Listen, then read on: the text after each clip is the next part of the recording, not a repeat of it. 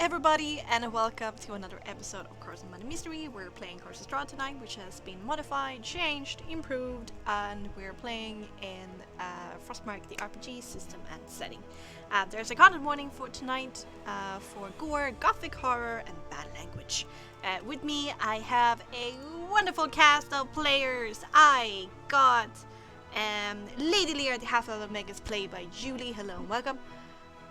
I am going to stop them both, eventually. Calvin, the Gnome Ranger, played by Wee Woo. How you doing? Be gay bone shit. Okay. Next to the Vistani, the Tiefling Bard, played by Adrian. What's up? How you feeling? I'm feeling good. Time for some dinner. And Sir Aspida, Dragonborn Paladin, played by Erinox. Hello. Hello. Hello. Yeah. What happened last time? Well, you fought a shadow creature. You rained down quite a lot of damage upon it pretty quickly, and it retreated back into its host body, which was the little orphan kid called Felix. You threatened the shadow creature in a way that it seemed like you didn't care about the child, and Kelvin tried to take the blade from him. Scuffle happened, but nothing came of it. But in the end, Nyx pushes the child into the blade, killing the child on his own. Then the shadow came out of Felix. Illyria finished it off, and then Nyx sacrificed 3 soul potency to cast Revivify on the child, that came back, coughing and screaming and crying in Asphida's arms. Rectus Belasco came knocking, asking, like, what the fuck is going on in my orphanage? But Asphyda met her with some really scathing words that made all of us intimidated. What a fucking tore into them. Yeah. And Asphyda quickly carried off Felix towards the church to find Lucian, which the party followed after. There you find the very shy acolyte Diana, who told you that the burgomaster is off on business, where Elir and Kelvin went to fetch him. And you had a lot of in-character talk. We had some pretty nice RP going on there. Lucian came back to the church, was informed everything that has been going on in the orphanage. Lucian told you guys about the Barovian legends that the Morning Lord is the entity that controls the day, and the Mother Night is the protector of the Barovian Knights and all the creatures who belong in it. Barovians mostly worship the Morning Lord for the protection and to not become prey. But sometimes you would hear the whispers of Mother Night, and sometimes that would come from the Vistani. You leave Felix at the church with Jessica. Asphyda, you tell Lucian why there was so much blood in the rooms to make sure you're not in more trouble. Lucian congratulates Nyx for such a miracle, saying that only the abbot in Kresk are able to do such magic. He is not able to revivify anybody, but the abbot in Kresk is able to do so. But then you head off to the Watcher House, leaving your guard several paces behind as you approach, as the Watcher seems to have their own security, and the Vargas guard seems to be a little bit scared of them, or the Watcher House in general. You met the same man that bumped into Illyria, who shows you into the house, where you meet a servant. It's all very pompous and welcoming. And you are meted by the imposing figure of Lady Fiona back there. She welcomes you, bids you to sit down at her table. There's a bit of a contest that happens between Fiona's servant and Nyx. And Nyx says that everyone in Protectorate has a servant, so Asphyda pretends to be Calvin's servant. It was great. It was great. Yeah. But no business as you guys was eating. But Fiona, during the dinner, asks Illyria what she thinks about Victor, saying that her daughter, Stella, was courting Victor for quite some time, some months ago. But suddenly she turned very, very mentally ill to the point that she cannot just eat dinner with you guys. And she wanted to know if Illyria found out anything weird, but Illyria said she didn't know. And after the dinner, Vakte informs you about all the bad things the Valakovich is doing beyond everything that what you've seen. She talks about the Reformation Center, how people are tortured through magic and become mentally broken. She talks about what she wants to do different, talking about freedom of thought, normal justice, doing more trade of the Vistani, ending discrimination of the Vistani, and doing diplomacy with the powers that be in Barovia rather than be scared and ignorant of them. And she says that she has tried in the past of transferring power away from Vargas to somebody else, but these attempts have failed. So now she feels like the only way that she can fix Vallaki is to do so with the threat of violence that is going to happen during the festival of the Blazing Sun tomorrow evening. And she invites you to join in her cause, or asks you to stand aside. She also reveals that she has recently secured Issek's support, and with all of her followers and Issek asking the guards to follow him instead of Vargas, she hopes that the show of force is going to be enough so things doesn't end in bloodshed, but Vargas will surrender peacefully. And the evening ended when Wachter leaned in over the table and asking you if you are going to join her in her revolution at the Festival of the Blazing Sun tomorrow evening. And that is where we're going to do it.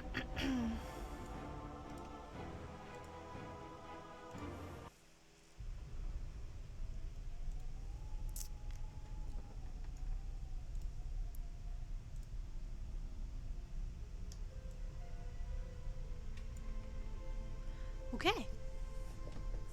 So, Wachter's dark,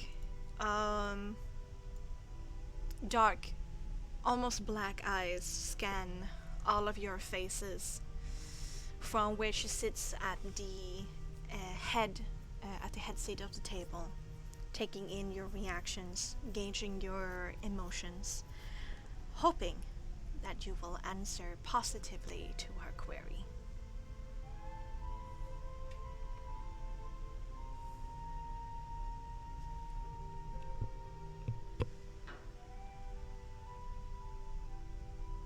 Nyx looks to Illyria and Asura and Kelvin, and then back to Illyria and says, "Yes, my lady. What is your decision?"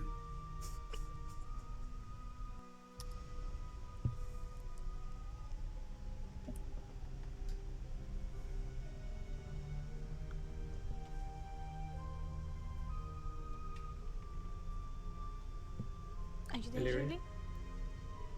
Surprisingly enough, Lady Wachter, it seems like you are the lesser evil here.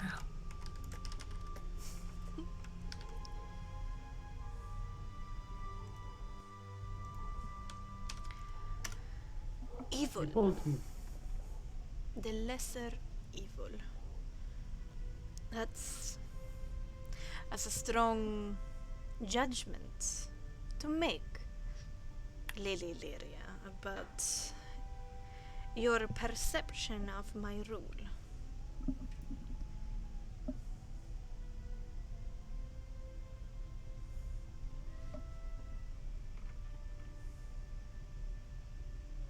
I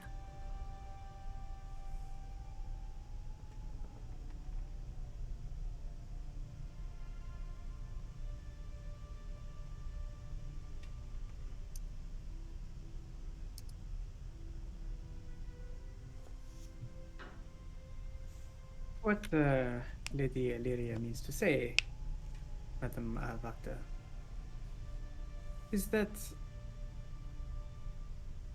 when it comes to uncertainties and not knowing all of the facts, it is merely a turn of phrase. That we do not know one from the other. Other than this brief encounter, we do not know what you really stand for. If you stand for this, then wonderful. The freedom of the people of Valaki is just like the Protectorate. Freedom to think and not be chained up in the middle of the square. That is very true, and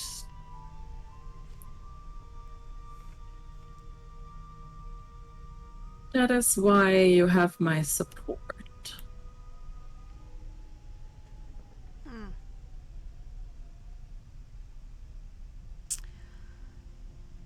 There might have been some cultural confusion on my part. I apologize. I am jubilant to hear that you're willing to support my cause, my lady. Does this mean that you will offer arms, political support, or just conveniently stand aside and do not voice any opinion?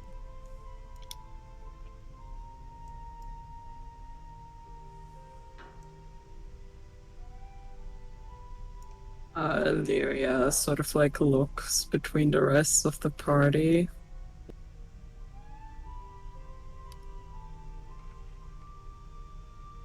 Kelvin's just gonna shrug like, I don't know. This is not my decision. Asphodel just kind of looks at you with a neutral glance, like she's referring to you. Nix looks at Illyria with a somewhat partially concerned look on his face, waiting for your response.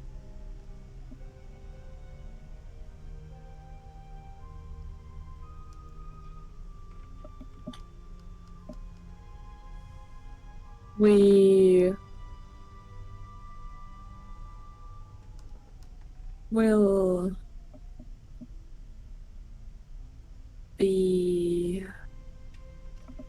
there, and we might step in, but I can guarantee that we will not interfere. Okay. I'm gonna roll an empathy composure. Dun, dun, dun. And I'm going to do so secretly, and I want you to do persuasion or deception with manipulation or presence. I don't know what you were leaning on there, since it was such a short statement. I mean, I think she mostly like relies on like short statements and bringing it across more with like her demeanor, so I'd assume. No, that's fair. Okay, then let's do presence, and then it's up to you if it's persuasion or deception. Hmm.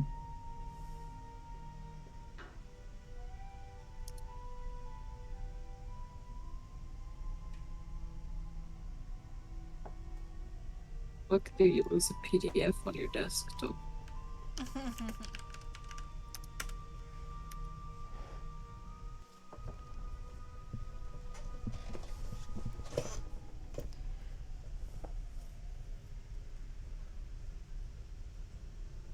Yikes. Okay.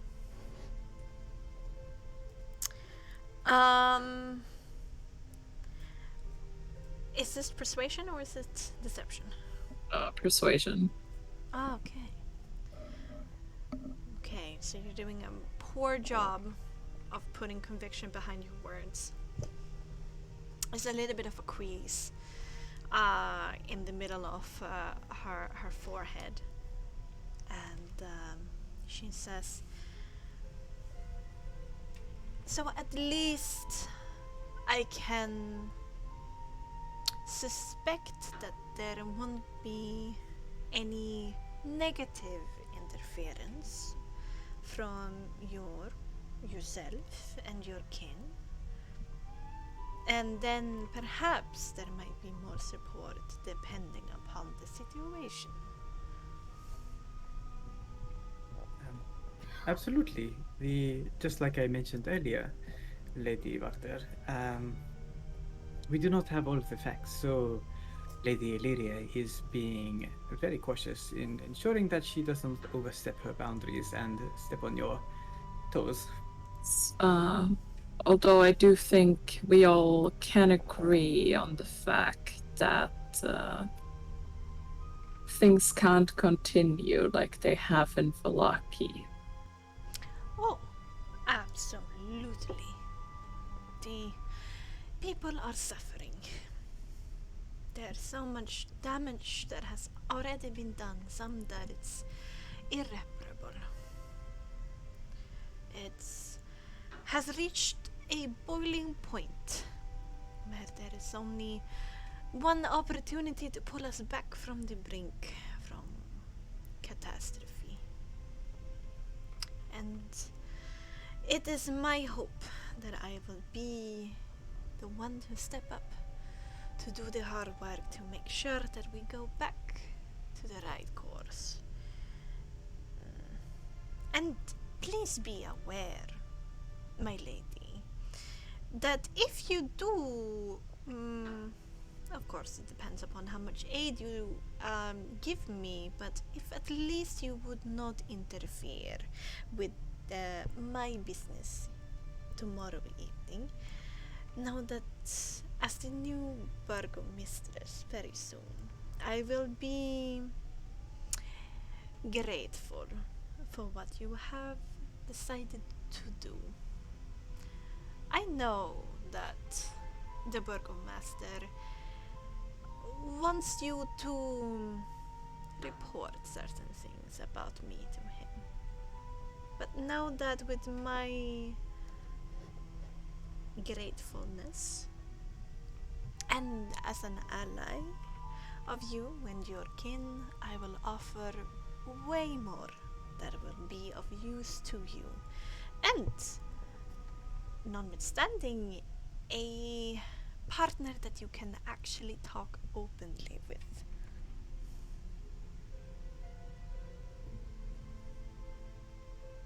I have a question Course. for you, if you would allow me the Certainly. opportunity.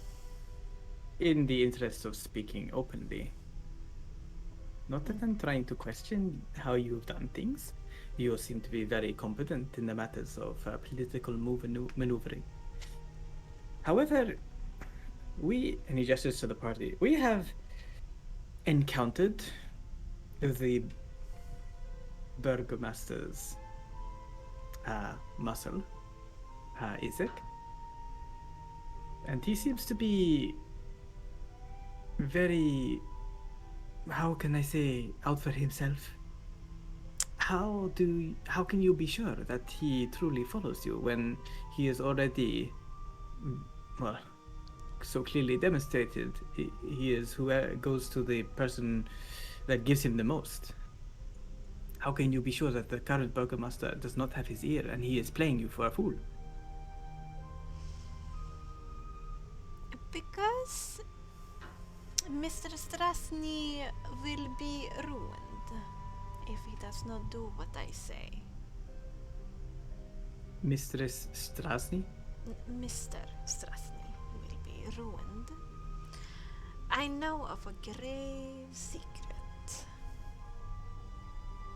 and I am very well aware of a kind of man Mr. Strasny is, and I have no illusion of what I need to do to make sure that he remains loyal to me.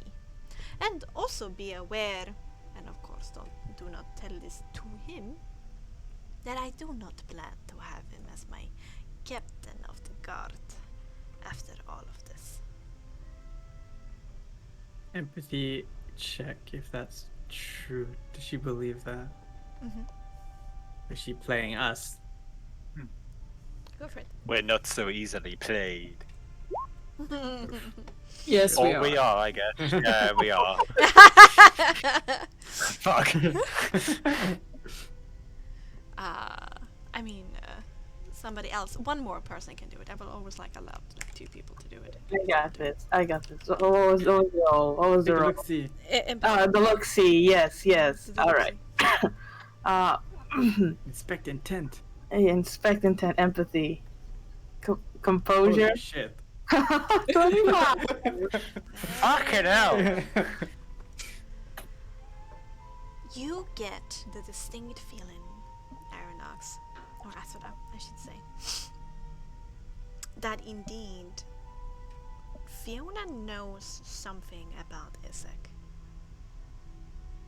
Something that makes her feel so secure about him, like she has him in her palm. Huh. As for the not saying much, like this entire time, mostly just listening, kind of looks at Illyria and Kelvin. She says, "If I may speak freely, Lady may. Illyria, Of course. and of course, Lord Kelvin. Come on,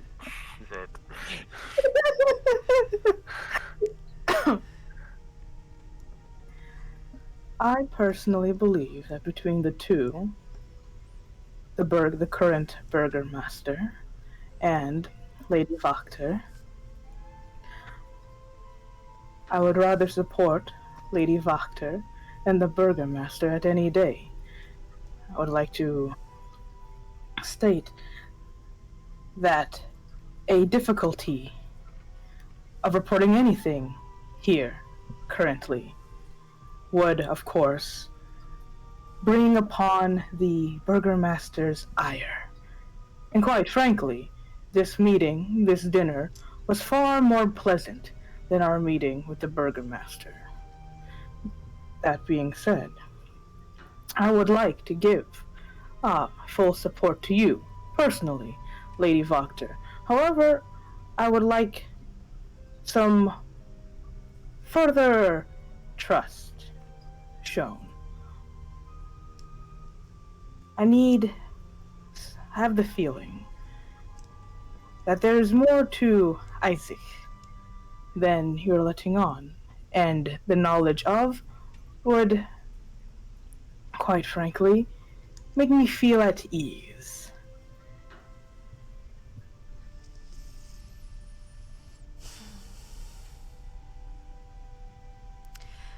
Such information, being privy to it, does come at a cost. And I hear everything that you say, Sir Asveda, and I'm very glad to hear it. And I assure you that this is not meant as any kind of disrespect. For me, this is just normal statesmanship, business acumen. I require something in return for this information that might be very valuable to you. And her eyes kind of wander over to Nix. And at what cost would that be? The promise on your soul's honor that you are going to do more tomorrow night than just stand aside. I require an open statement from Lady Illyria of political support when I decide to step up and challenge the Burgomaster face to face. At least that. No need to risk your lives if it would come to that, which I certainly hope it will not. But I want Lady Illyria to speak to the crowd of Vallaki on my behalf. And may I suggest a counteroffer to that? You can Yes. certainly try. Yes. In regards to your daughter, her current condition, from what it sounds, that whatever experiences she had with the burgomaster's son was very unpleasant. I could perhaps find out what happened between the two. Perhaps that information can lead you towards a way in towards her recovery. What can you find out from my daughter that I cannot? I certainly don't know unless I see for myself. For months now, she have been here with me at home, and I've spent countless hours trying to fix this problem. And I have had extensive experience with dealing with people who are broken coming out of the Reformation Center. And if I can fix the problem from the other side by becoming burgomistress, and I can launch my own investigation after tomorrow evening, then what can you really offer me?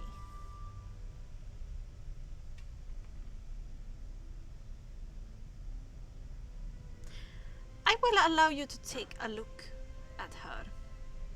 And if it's so that you come up with some crucial piece of information for me, then I might willingly give this information back. But if not, then my first offer still stands. With this, you need to show me proof before I deliver. Of course, that is only fair, Lady Vactor.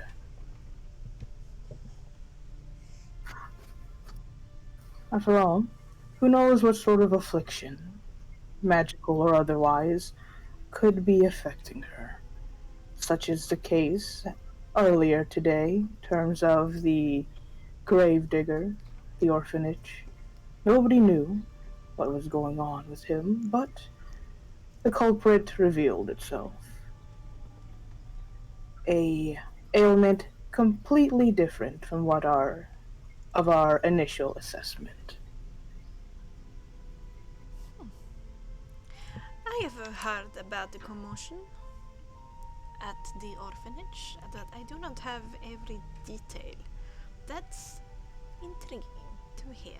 Well, you are certainly free to meet her if you have the stomach for it. She'll, nod her head. I've seen many things. Of course, when I do meet her, I'll lay my arms to the side to show that I don't intend towards her any harm. I don't know what her condition is, but I don't believe approaching an individual in such a state with weapons and on your person or heavy armor would soothe them well. No, that's very true. But you can leave that here, and I can show you to her room whenever you please. Of course, thank you. I'll meet with her after our discussions here have ended. Now, if there's anything else anybody would like to say, then I give the floor to you.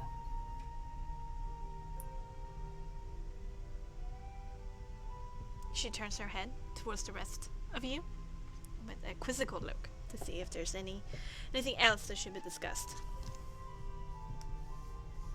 Kelvin shakes his head, just like, I haven't got anything else to add. Just one last thing. In the interest of striking a alliance, it sounds like, well, Lady Illyria is giving you everything that you want. But what is Lady Illyria getting out of this? After all, she is a noble of her own house, of the Feathermore House. And nobles, at least in the Protectorate, do not go about striking alliances when there is nothing to be gained. This seems to be everything for you and nothing for her. So, what do you propose that you will be able to bargain with? What do you have to bargain with? That's a simple question to answer, Nix. First of all, you will be given unlimited access to Valaki. No need for these silly gate interrogations. You come and leave at your own. What is the word? Fuck. Volition. Volition. Well, yes. No. Accord. You can leave and come at your own volition. There will also be a letter of recommendation where you will receive. You will be able to buy and sell goods without paying taxes. And perhaps, if see how things develop, the burgomaster and their family might be stripped of their lands and their mansion and be put in a more humble establishment, considering their crimes against Valaki and seeing how a royal should be in a royal house. I can offer you the mansion that the burgomaster has. Oh, is that all?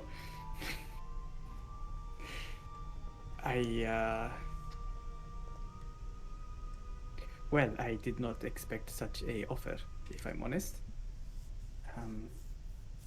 Naturally, Lady Illyria is interested in visiting all parts of Barovia. Of course.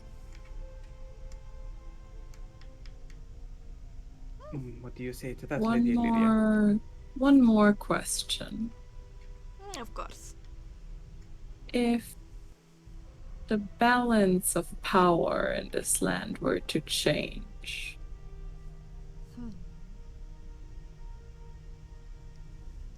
would we have your support? That's quite a cryptic statement. But note that I will always be on the side of the prosperity of Valaki. My family has been here for decades, and my hope, or centuries, and my hope is that we're going to remain here for centuries, playing a bigger part in Valaki.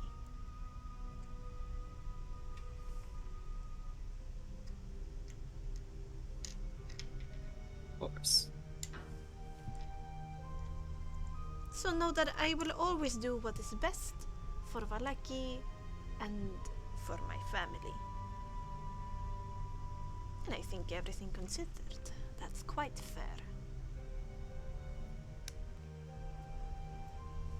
Composure check? Or empathy check, sorry? Whether or not she does have her family at heart, or if she's out for herself kind of thing. Mm-hmm. No. Okay.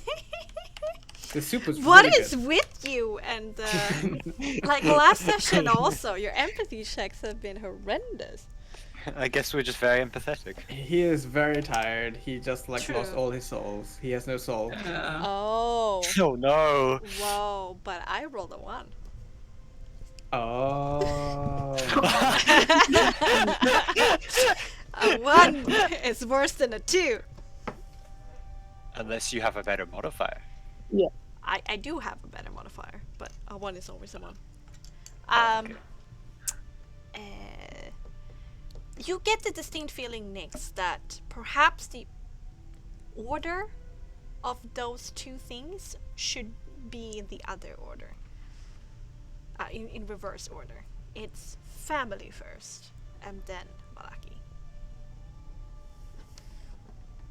That's how I feel like she emphasizes like family first rather than Velaki first. Yes. Okay. Well, I'm sure Sir Asphodel would be most keen to resolve whatever she wants to resolve, and we have taken up more than enough of your time. Lady Illyria, do you have anything further? No, I think we have discussed everything. I would propose Sir Asphoda has a look at your daughter and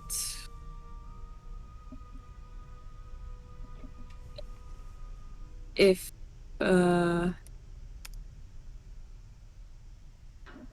if nothing comes of that, I'm more than willing to consider your offer.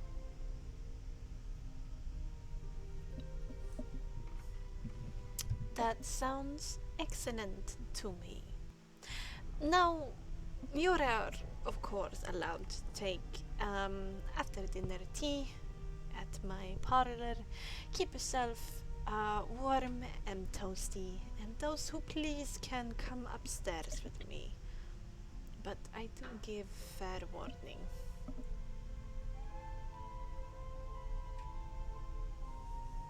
It's not for the faint of heart.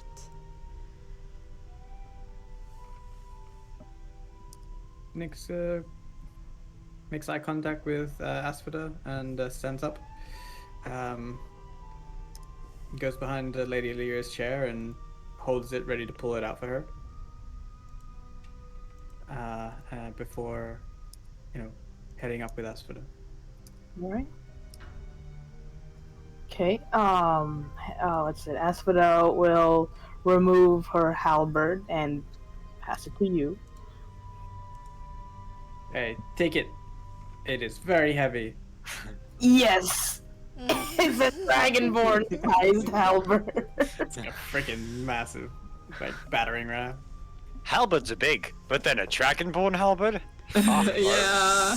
I hold it like a massive, parasol. A monster halberd for my monster friend. Alright. Alright.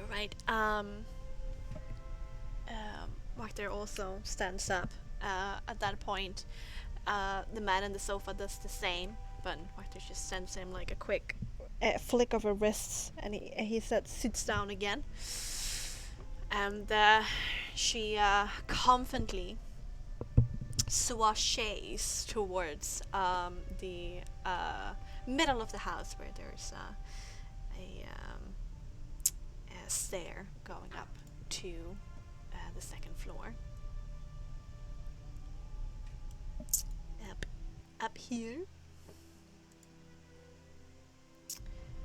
Oh. Whoa! Wait, I should yes. actually go here. Actually. Bloop, bloop. There we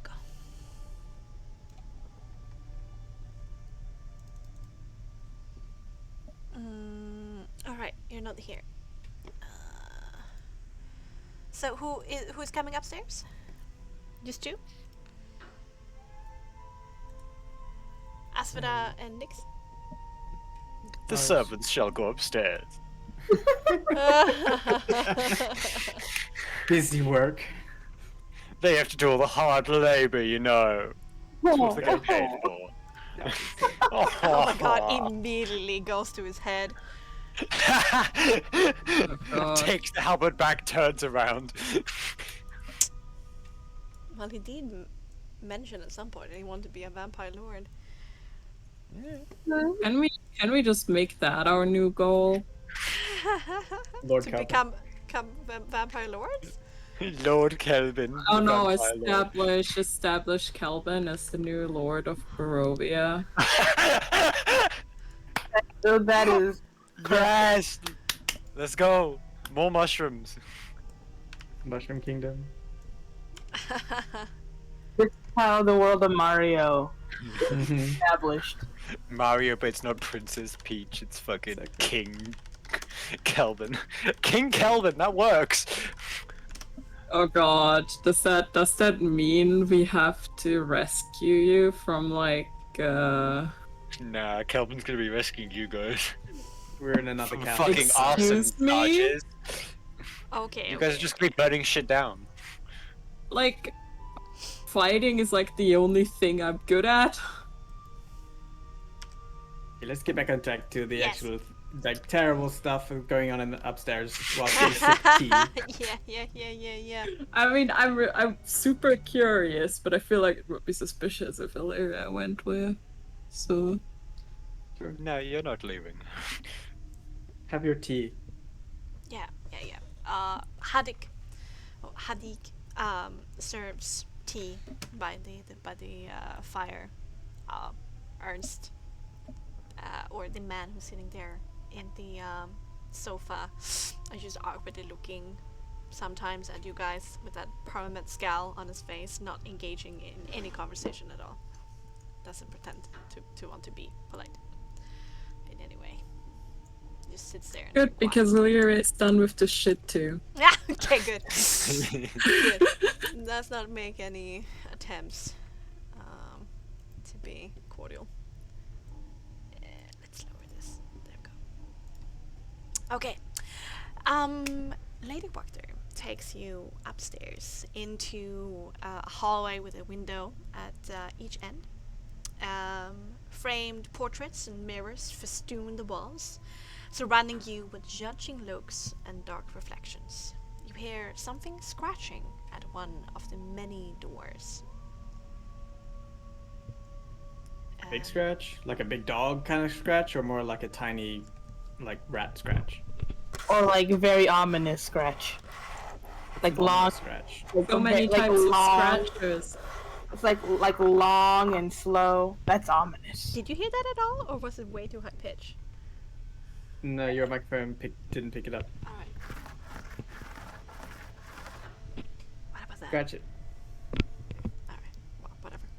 I mean, it's not like it's like something, I don't know, extremely big class, but it doesn't sound small either. It's like a good in between, a lagom scratch. Yeah. Gotcha. That is a nothing word. So it's so just enough scratch. Yeah, it's a moderate scratch.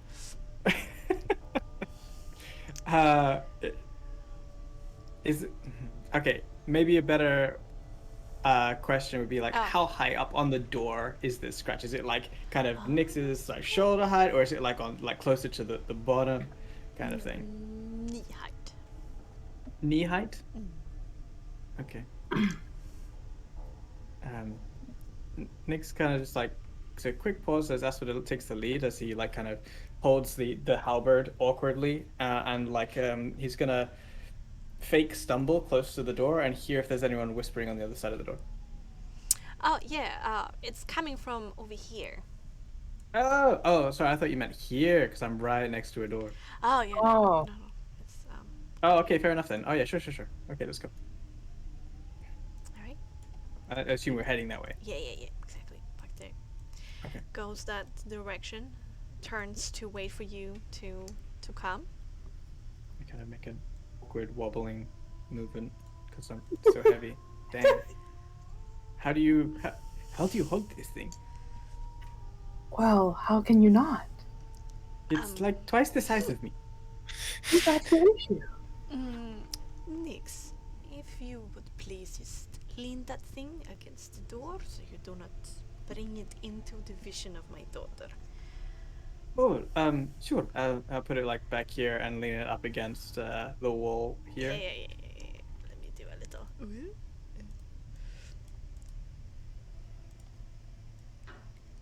Here it is. Big ol'. Okay, it's not nearly as big as I made it out to be. But, you know. It's just a little simple for it, okay? Calm down. God, making Nyx feel like a weakling. Okay, yeah. He puts it down and takes a step. He straightens his coat and smooths back his hair once more. And he goes, "I'm prepared for whatever lies behind that door." Before you say that, as you lean it against the wall, all of you can hear muffled from inside. Can little kitty come out to play? Oh dear. Little kitty is sad and lonely. Promises to be good this time. Really, she does. Can I come out and play?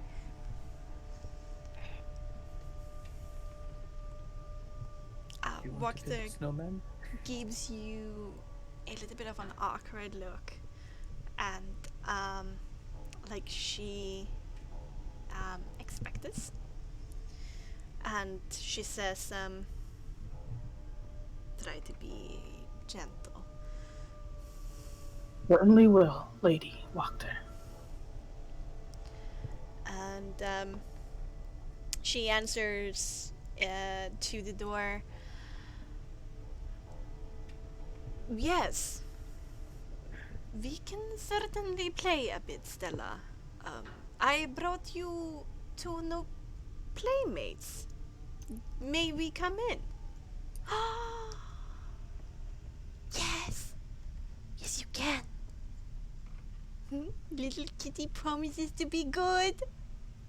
I certainly hope you do.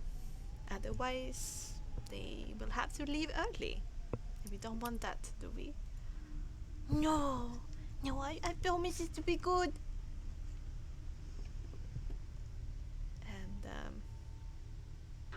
And then she reaches for the handle and opens up the door. Inside, this room seems to be musty and dark. An iron frame bed fitted with leather straps stands near a wall. The place has no other furnishings. It is incredibly dirty, but there's been like attempts to clean it up, um, um, and it has a pretty foul stench. And scurrying away from you with a hiss is a young woman in a soiled nightgown. She jumps up on a bed on all fours and basically hiss talks to you. Little kitty thinks that you look weird. What are you?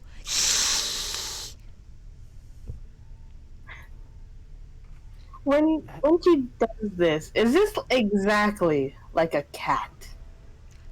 Yes, it's very akin to it. I mean, it's pretty awkward for the human body to exactly be the same as a feline, but she tries to emulate this as perfectly as she can. And the way that she holds herself up and her bloodied fingernails is other indications of her mental state. Oh my gosh. Asphodel doesn't say that. That's just totally me. I have a thing. Okay. In response, Asphodel will say, "Oh, I'm great. I'm sorry that my appearance startles you so. I am not a human, but rather a dragonborn from faraway lands. I've come to meet with you and play with you, my lady."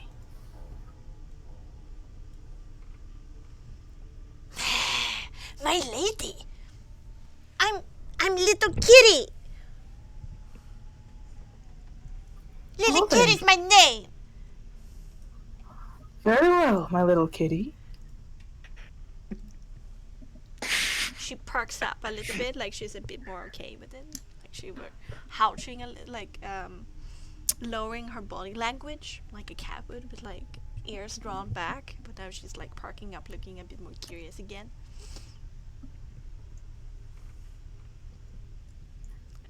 As for the head to the side. well, oh, I'm sorry. What did you say?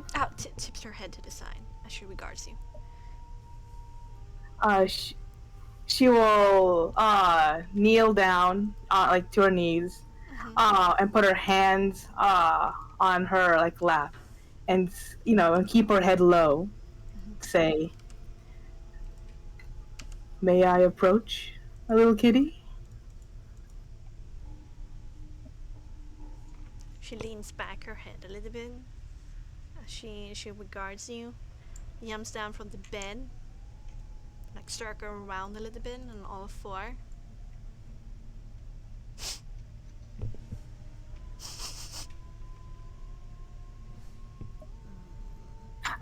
Can I do an insight to see if this means approach? She Yeah, sort sniffs of. in the air, like she's like checking you out a little bit, and then she finally says, "Little kitty will allow you to enter into her territory. For now, I have my eyes on you." Oh my god. Thank you, my little kitty. And she will, still low, enter the room. Mhm. But before she does, I just remember, before she does, Mhm. she looks over at, before she enters the room, she'll look over at Nyx and gingerly whisper, "Do you have anything jingly or jangly?"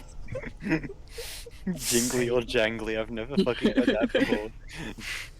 Why do you ask? Trust me on this. Do you have anything jingly or jangly? I actually I think so. And he reaches into his pocket and brings out Irina's pendant.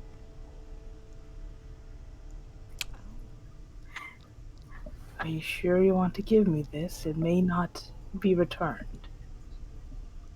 He's just about to hand it over. He goes, "Oh, what do you mean? What are you going to do to it?" It wholly depends on if you're able to let go. Of course, I won't. I'll try to make sure it's back in my possession, but in the case it doesn't, well, What's going on in there, Asada? Why are you being so cryptic? do you trust me, Nyx? Of course, but I, I'm just trying to help you. So Yes. So, trust me on this. I might need something jingly or jangly. hey, well, this is the only jingly thing I have. It sparkles. It kind of twists in the air. It's a pendant, and he hands it to Asfada. Thank you. Now that she has a jingly jangly thing. Well, but 1 second, I have one more thing.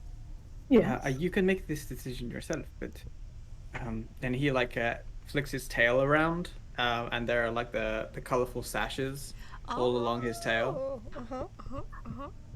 You see Aswada like smile widens. Perfect. The colorful Tail yeah, the colorful tail flaps, tail sashes, ribbons. Yeah. Yeah. Yeah, she'll definitely take it. Okay. Perfect. Oh, okay. Okay, and he takes off a red one, unfastens it from his tail, and hands it to Asfada. And let's see. And she is gonna ask again.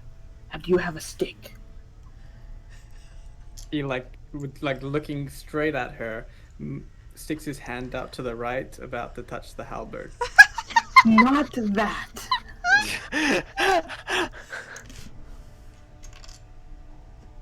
Do I have it? Do I look like someone who carries around a stick? Oh look, here's one. Here.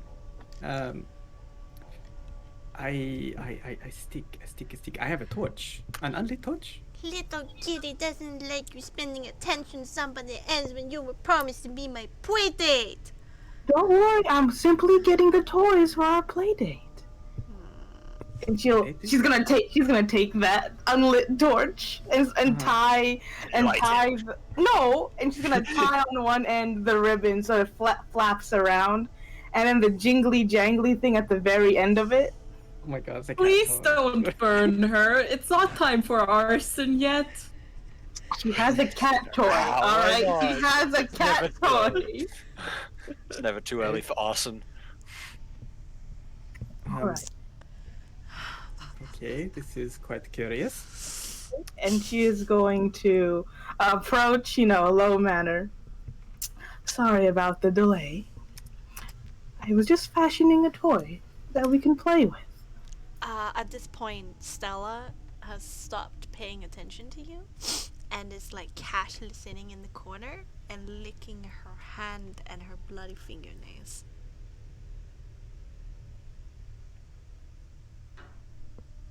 Like half turned away from you.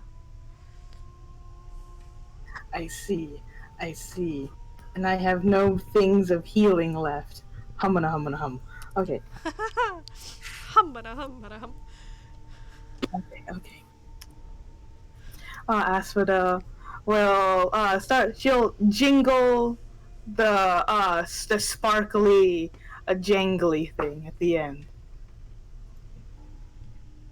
Can Nix understand what she's doing here? He's never seen really a cat, I suppose. Yeah, no. Yeah, no. Horses is something you've grown up with. Oh no, he's seen the cat. He's seen the undead cats. Yeah, but Mhm. that's about it, huh? When it comes to cats? Yeah, just undead cats. That's all he knows. Oh god, yeah, okay. Well, yeah, no, you don't know much. She lifts her head and looks at it curiously. But still wants to like show her a little bit of superiority and goes back to licking herself. Which sounds really bad when I say it like that, but yes. But she got the attention for a while, Mhm. and she just kind of looks coyly, like All right then, playing. Is that how you'll be it? Oh, all right. Then I guess I just have to move it somewhere else. And she just kind of puts it on like the the thing on the ground, and then using like the handle of the torch, swipe it like somewhere else but out of sight.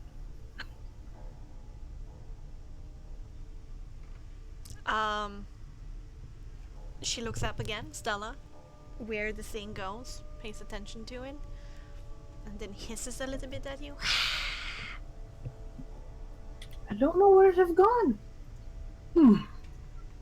Maybe over there. And she swipes it around her to be like under the bed. Mm-hmm.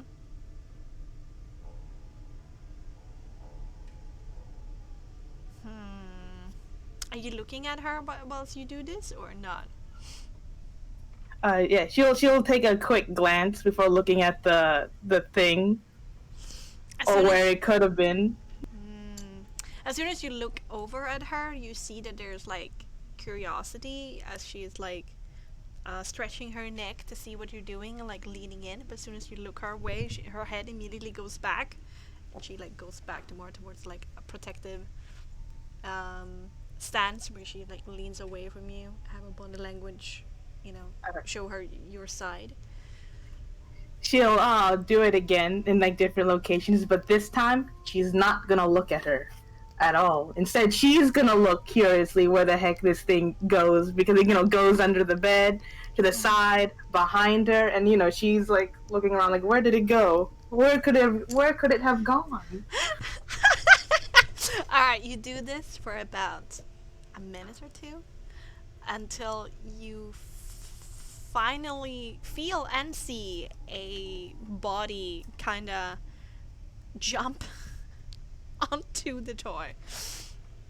Like a big like lounge to like step on it and catch it underneath her, like a cat do. And she just kind of it's in her grasp, and she like tugs on it, but gently, not hard enough for it to be yoinked out of her. But it's like, wow, you have a grip on this. And she kind of goes down on the ground, her back on the ground, her feet and hands up in the air as she fights with it and nibbles at it. Kind of thing. Kind of cute. Yep. For all intents and purposes, she will play with this toy and Miss Little Kitty exactly like a little kitty. Oh, God. Disregarding this is a human, this is now a cat. This is now a cat. Asphodel is convinced this is just a cat. All right. And the little kitty continues to play with you for quite a while. If your hands would get any way near where she is, there might be like a swipe of a claw coming your way, or like a little nibble on your hand, but it doesn't deal any damage, especially her hands, because um, her nails are not like a cat's nails where they survive the kind of treatment she has done to herself. There's basically nothing there anymore. And you do this probably for about 10 minutes until she is pretty exhausted and like sits down on like her hind legs, her hands straight in front of her, panting with an open mouth and like a little bit of a tongue hanging out. Sure. Wasn't that fun, Miss Little Kitty? Little kitty thinks it was okay. I'm glad you enjoyed yourself, though. You're an okay playmate.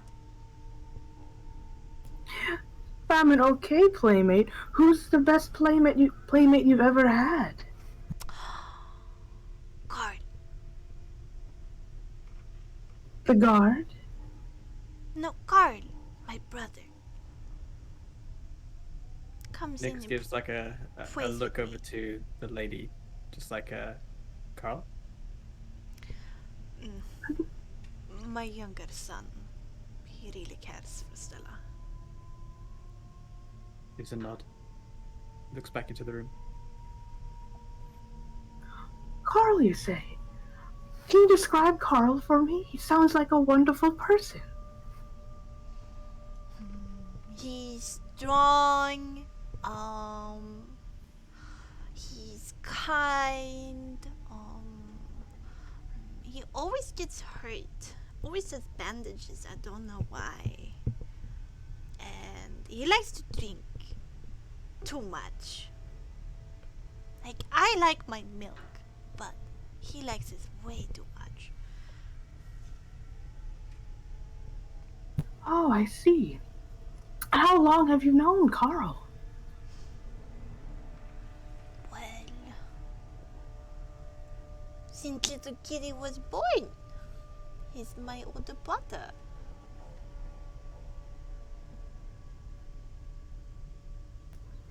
I see. Wow.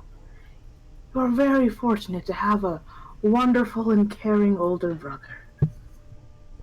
I am.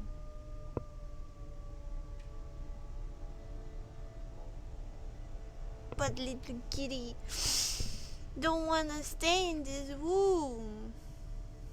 Mama always say that I can't go out. Now, why is that? She says I don't act right.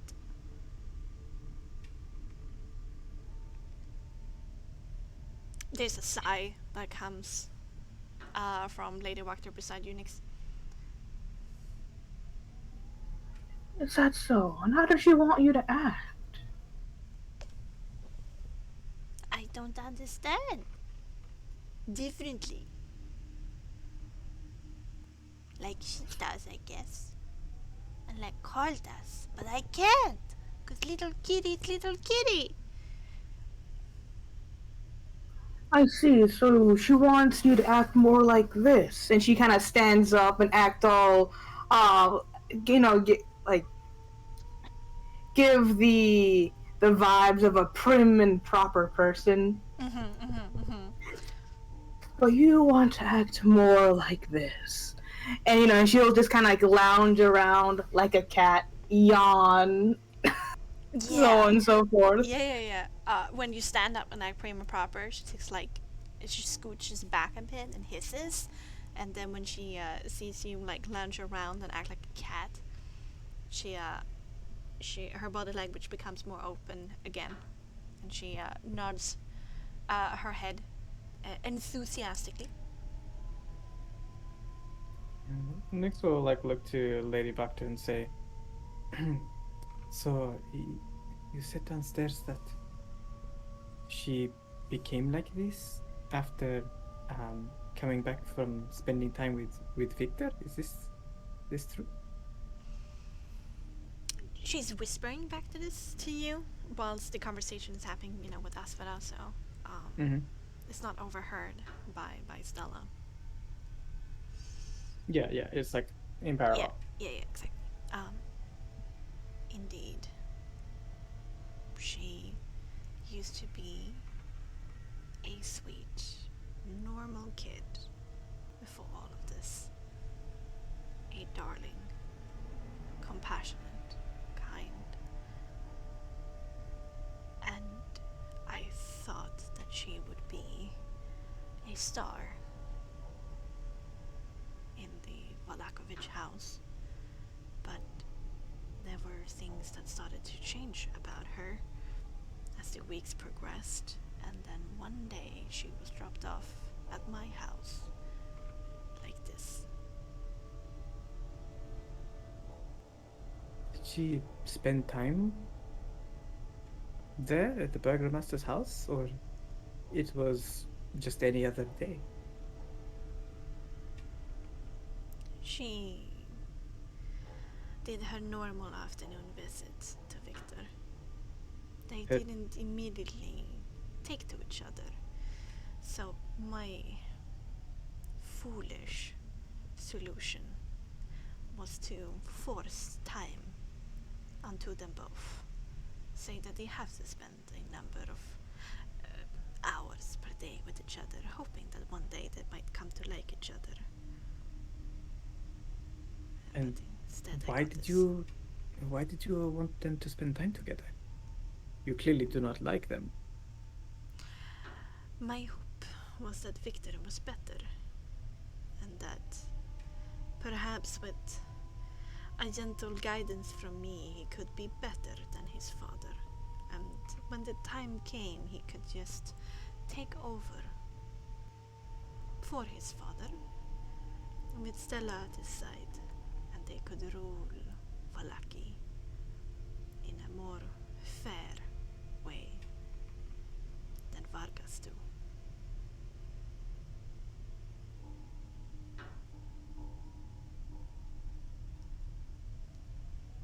She seems quite mad. I don't know exactly what Asura is doing in there, but she does have the ability to cure some diseases. She has done so in the past, but I'm not sure if this playing with her would actually resolve anything. But maybe first things first is establish a rapport, a relationship to allow her to examine her. Anything I wonder if would for it my not be Stella. more. This might take a while. You do not have to wait up here. I will ensure that she does not leave the room. I do not wish to let Lady Lyra stay so long on her own. I will just be downstairs. If anything happen, call to me. But of course. And she gives like one last word look at her daughter and then heads downstairs. All right. Nyx looks back once more into the room. Just watches what's going on. Gotcha. As for when she sees she's more relaxed by acting more like a cat. She says, well, acting more of a cat sure is more relaxing than being prim and proper. Don't you agree? Absolutely. Now little kitty can do whatever she wants. Yes, that certainly is the life, to do whatever you want. And I won't anger anybody, and I will be safe right here in my nest. And certainly, and perhaps she'll give you one day. She'll give you more items to make your nest even better, even cozier. Well, Mama says I'm not allowed to have things anymore because apparently I play too rough with it. Then I guess she just has to make more durable toys. Is that possible? I mean, with the right material and the know-how, you certainly can try to make anything. I would like that. But, of course, I don't want to be a bother. Little kitty is a good kitty. And I can see that little kitty is a good kitty. But you have to show that to your mother that you are a good kitty and that you deserve better things. I could let her know about it. That whenever you act all nice, she might give you something even nicer in return. Little kitty would like that. But the whole conversation has kind of made her visibly sad, or maybe like even depressed. Kind of slumps a little bit together. Trots around in like a circle until she goes back into her corner. Leans against the wall. Ask her if she remembers anything about when she was with Victor last. She gives acknowledgement. Miss Little Kitty, may I ask? Of course, you don't have to answer if you don't wish to. But I've heard Tailwind that there is a individual, particularly a odd one, by the name of a Victor. Do you know of this Victor?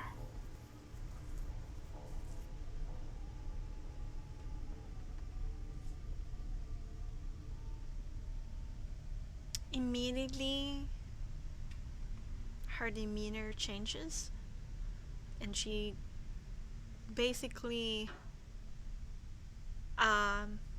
sinks into herself, becomes super duper tiny in that corner, looking like a really frail, small, slightly malnourished girl. And she hides her face away from you and starts to. She hugs herself and slowly rocks back and forth, whispering to herself. Kitty's a good kitty. Kitty's a good kitty. Little kitty's a good. Kitty is good. Kitty's very good. Kitty's very good. I think you broke her ass for that. Fix her. Undo what you did. Asuda will very carefully approach her, slowly, while also saying, "Yes, you are a good little kitty. Whoever did this to you is a bad man. Horrible that they would do such a thing to a good kitty."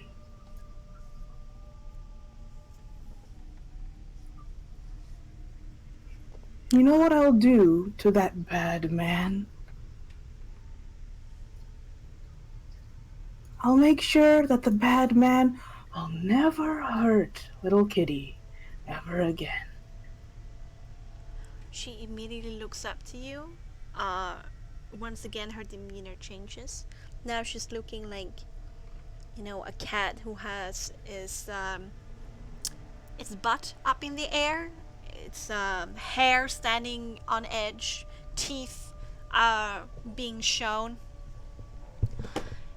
Don't speak ill of Master!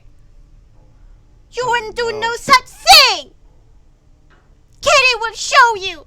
And she kind of like lounges at you, but she's super light and, you know, malnourished, so it's pretty easy to defend against it. She'll actually just let it happen. Like have her pout, have her fit.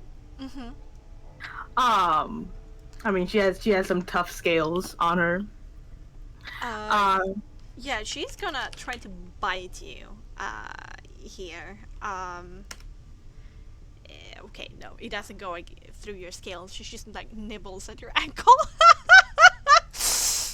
Then why is little kitty so afraid before? I thought that Victor was the bad one. Then who's the bad one? Little Kitty is when she's not good.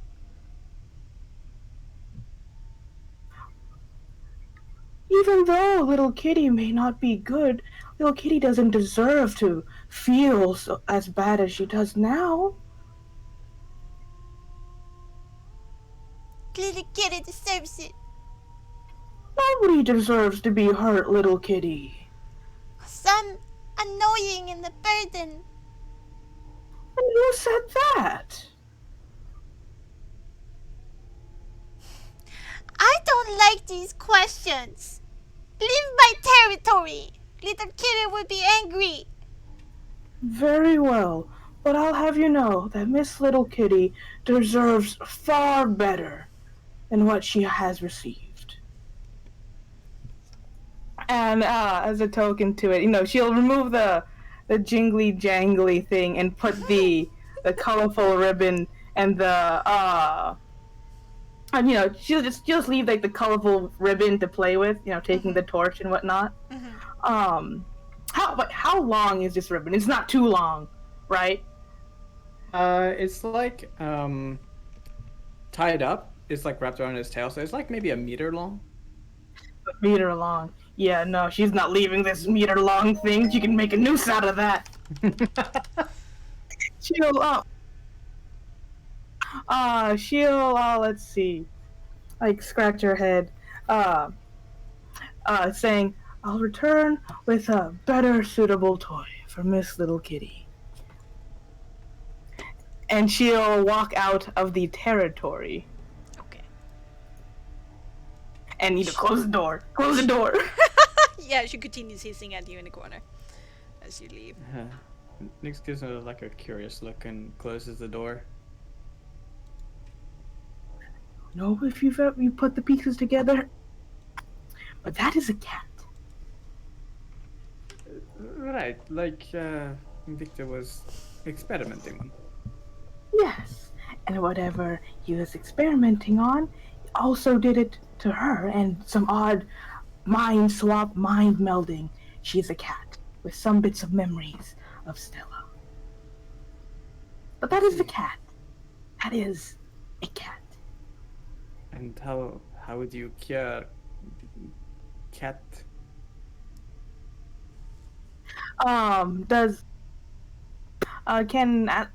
What role does Aspida needs to, you know, do to figure out is there anything in the Protectorate or a spell she may have heard of that could undo something of a mind this deep or this entwined?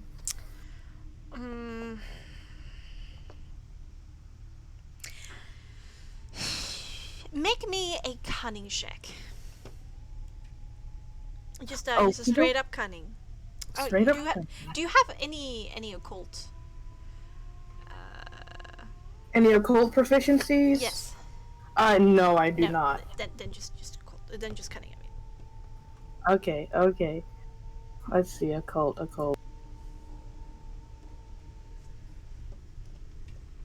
Cunning check. Yes! Nat 20, baby! Whoa.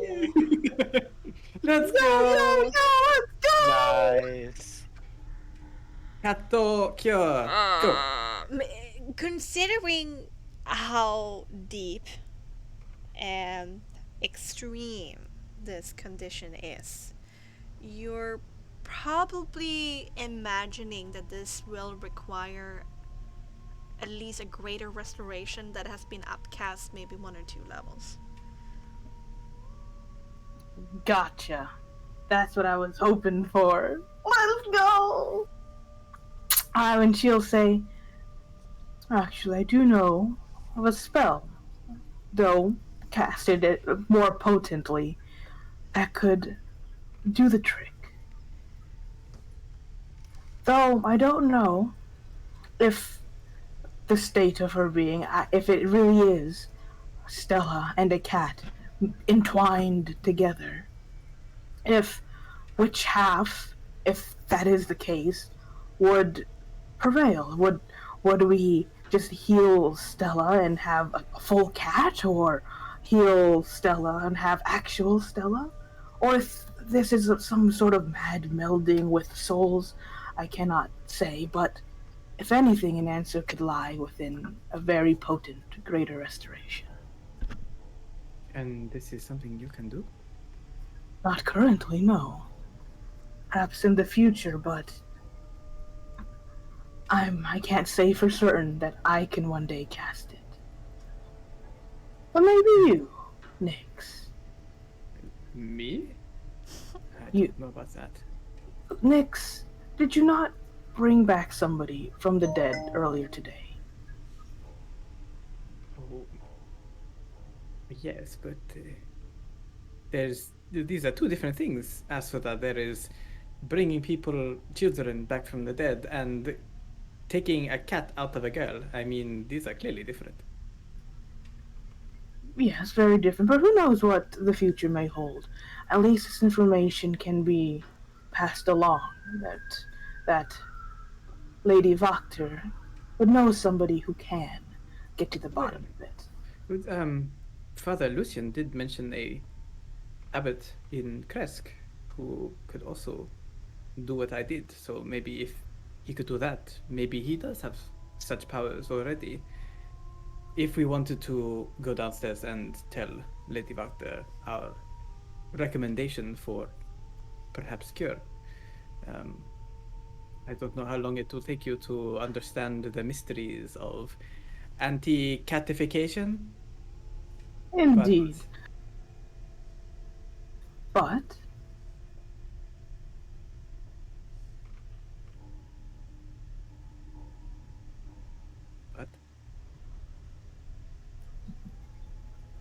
above the table. Were you gonna say more? Did I accidentally cut you off? No. Oh, okay. Never mind. True, but that is certainly something we can, again, pass along. If somebody in Kresk, the priest there, had this reviving ability for much longer, he certainly could have, or know of can do a greater restoration. As for anti-catification, I think I would have to look into the soul for that, like we did with the Gravedigger. But I don't think there's a good opportunity for that at all.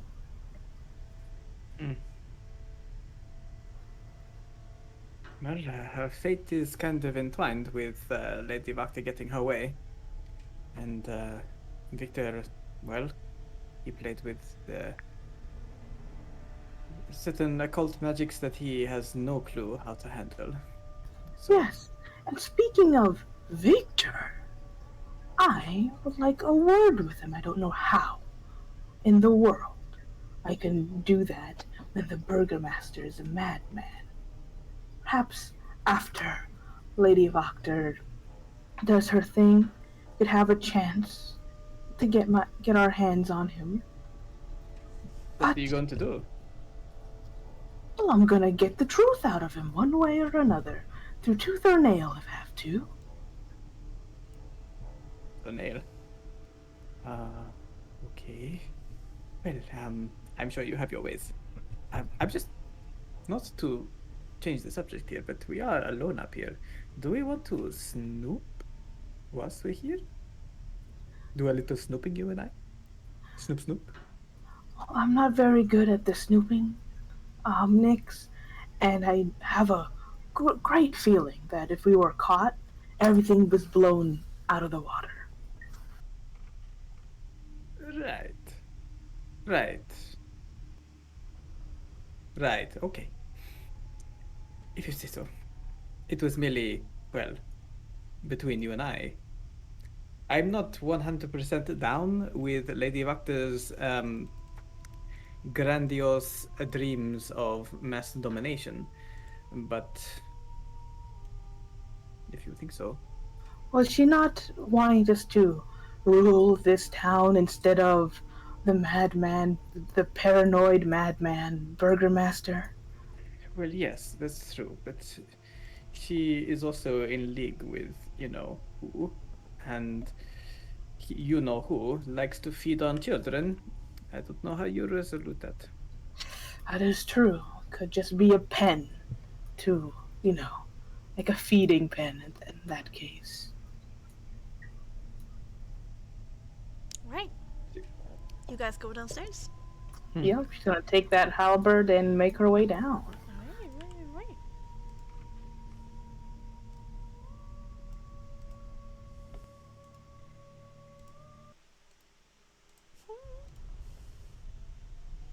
All right. Does Illyria and Caliban talk to Lady Wachter about anything when she comes down? Or is it just pleasant small talk that has no grander meaning?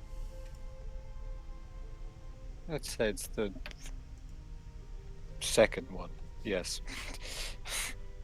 You agree with that, Julie? Julie omitted. Oh, yeah, pleasant small talk, like nothing important. Alright. Illyria is done with this bullshit. Alright, okay. And then eventually Nix and Asvana comes down the stairs, and Lady Wachter immediately stands up from the sofa that she was on and turns to both of you with... She's trying to keep her composure, but it's obvious that she is a very concerned mother who is scared for her daughter. Mm-hmm. Aswada will recognize it and regard her as such. Mm-hmm. Lady Wachter, believe I know of a solution that could actually aid in your daughter's recovery. Well, do tell. Yes, of course. Though I don't have the power, other people in the world may. I know of a spell referred to as greater restoration that could heal the mind.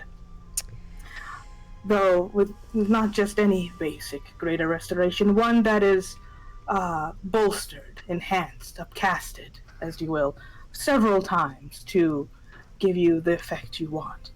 But there is also an issue that I know you would like as a concern between you and I. In my interactions with her, I've concluded that girl has the mind of a cat, or at least entwined with it in some odd, horrible way. Whatever this Victor did, it's just sort of a mind melding of the two. And I don't know if that has affected her soul as well. I don't have an opportunity or to inspect that. I wouldn't want to startle her, especially when I only met her once. That's an interesting hypothesis, but I've already brought Lucian here several times to take a look at Stella to see if he could do something about it, and we have both concluded from my extensive academic research and his mastery with magic that a great restoration spell might be able to help, and that her soul is still Stella. Oh, what a relief. I was worried that if we were to do, if a greater restoration, a powerful one at that, were to happen, I don't know which mind would have taken over, a cat or Stella, but if that is Holy Stella's soul, that's a great relief. That's true. Um, I've sent several letters to the abbot and Kresk begging him to come and see Stella, because I've heard that the abbot might wield such magic, but they have not sent any letter back to me. It was my hope that perhaps one of you could wield such magic, considering the tales that I've heard. Fortunately, I don't have the power to wield such magic at the current time. But I do know that something odd is happening at Kresk. That could be the reason why you've not heard a response back from the priest there. We are traveling to Kresk soon. Well, I haven't heard anything that he has left the cloister from my business associates in Kresk. I am sure we can inquire about that when we are there. That would be wonderful. And I can see now that you are truly competent people if you're able to come to this conclusion without me telling you these things. And it makes me even more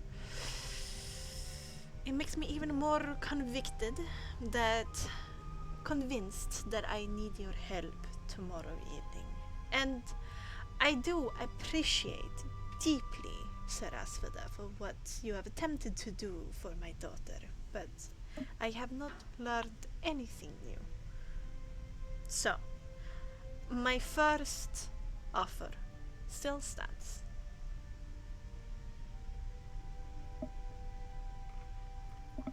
I see. Well, there is. Oh, go on, go on. I mean, I'm sure that if there's nobody in this land who can, eventually be able to find somebody who is able to cast that spell.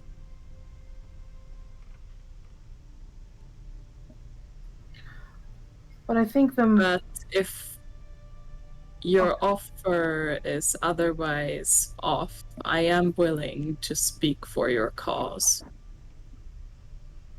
I don't think we have the time to find such a solution before tomorrow night, Lady Lyria, unfortunately, though I appreciate what your sentiment. But seeing as we cannot, this promise on your honor as a noble woman suits me. And I'm willing to give my terms of our deal. And she holds out a hand as if you're going to shake it.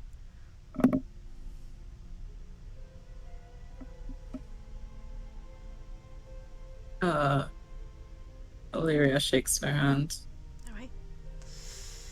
She smiles. Perfect. I am looking forward tomorrow to hear what you have to say in my support. As for my end of this bargain, you wanted to know why Isaac Strasny is going to follow my command tomorrow, no? Indeed. Sort of nods. Judy, you were going to say something as well? Oh, she's just like, indeed.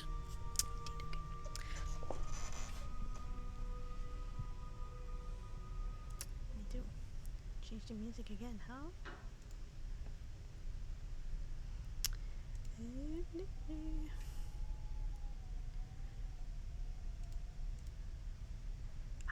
Let's go here, I guess. A little bit too much. Go here.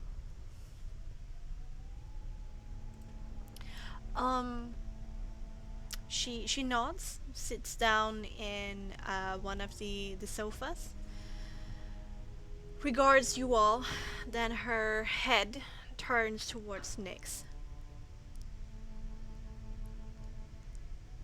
Isek Strasny searched my home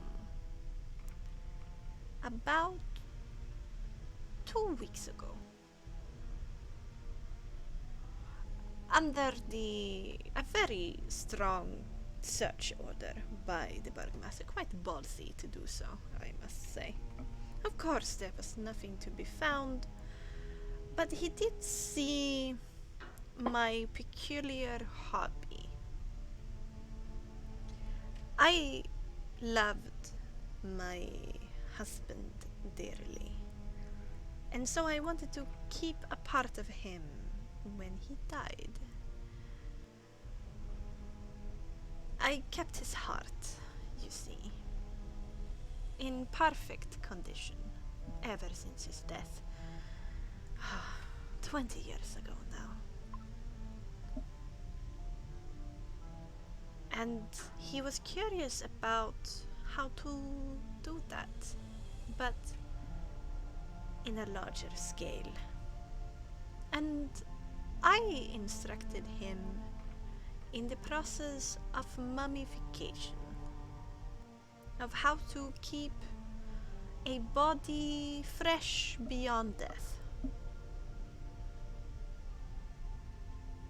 And in return of this knowledge, I demanded to know why he wanted this information from me. And he told me that he had gotten a little bit too brazen and frisky with a certain young Vistana.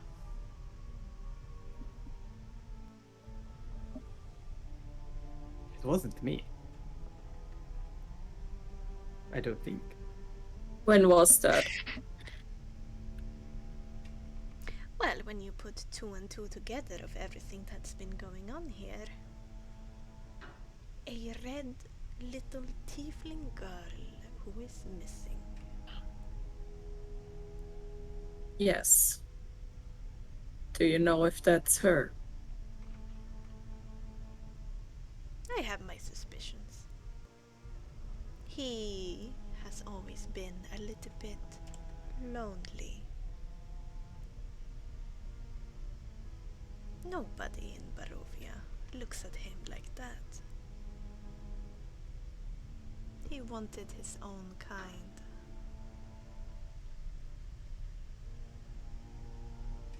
But something Yes. must have happened.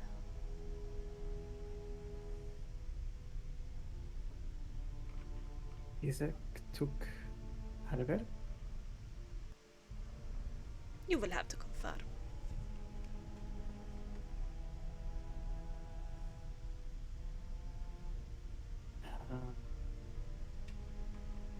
You.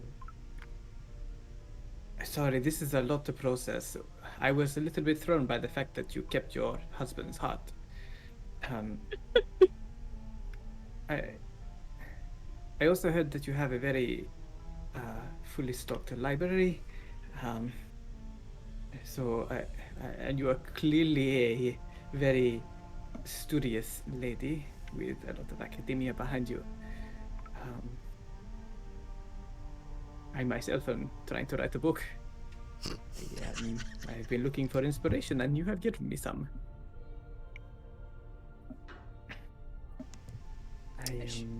She gives you a look like, oh, that's unintentional, but I guess positive. Oh, she can take it positive if she wants. Yeah, she does. It was not intended as so. But she takes it that way, yeah. Mm-hmm.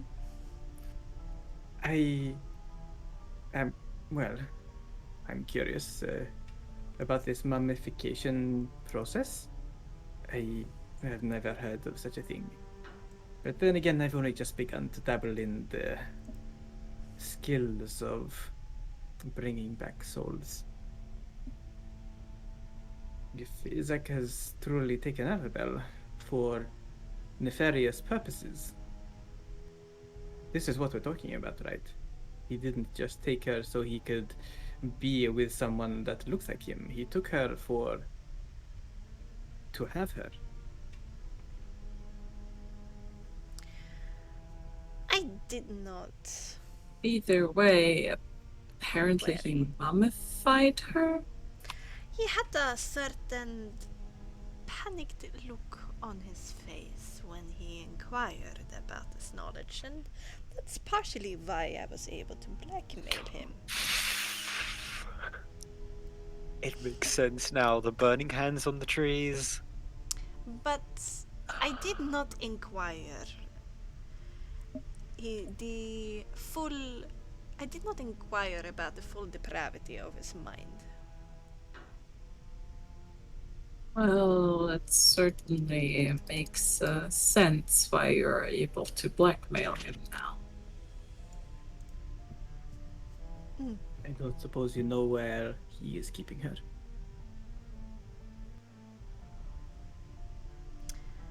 I don't. But it has to be somewhere private. Empathy check. Yeah, I was about to say. Like, sus. Oh god.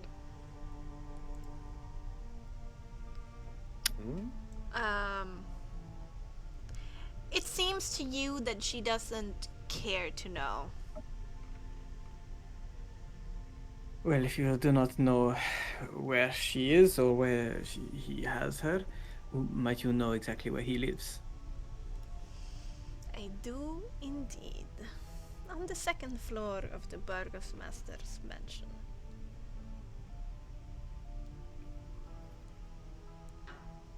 Right. Well, thank you, Lady Vactor. You have truly opened my eyes this evening to a number of peculiar irregularities that I will write about. I'm grateful for your candor.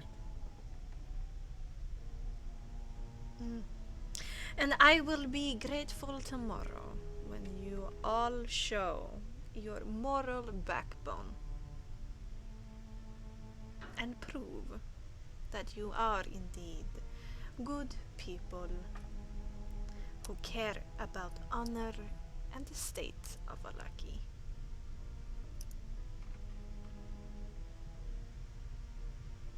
She then stands up because she senses that this evening is coming to a close. Yeah. Thank you for the hospitality. I would offer it again, but it would be suspicious to do so before I become Burgomistress. So avoid this house until I do. But after We that, will. you're always welcome.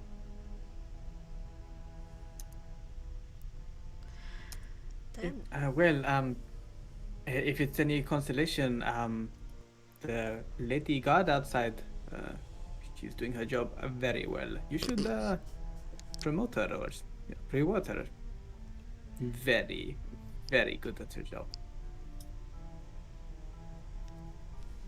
she gives you a nod, like, I sense there's more here, but I'm just gonna let this politely pass over me. Nix gives her a nod and says, well, if that be all, I shall bid you a fond evening. I'm feeling it's just time for us to rest. Until tomorrow. Okay, and Till then tomorrow. you all leave the Wachter house. Yep. Back onto the misty streets of Barovia. Nix gives a wink to the guard as they leave. This time there's a tiny amount of blush. Oh my god. And you walk down these empty streets that are illuminated here and there by these lamps. Your vision is still being very, very constricted by this really thick mist. Um, feels a little bit claustrophobic, like you're lost in your own world. Your footsteps echoing against the stone foundations of the houses that you pass. Igor becomes a little bit startled as you come down the road where he still stands and waits for you, and then follows you at a respectful distance. X begins humming the same tune again, Mhm.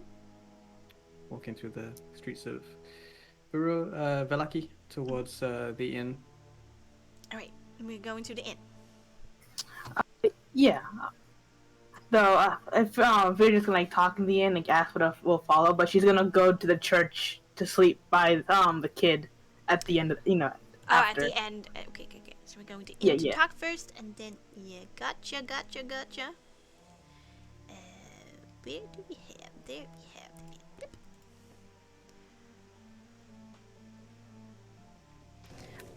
It's pretty late evening right now at the inn.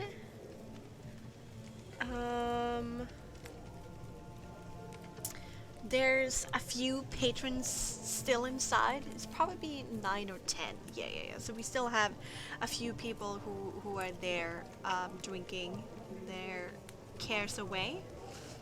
At one table, you do see Carl and Nikolai II walk there, really down in the cups at their normal table.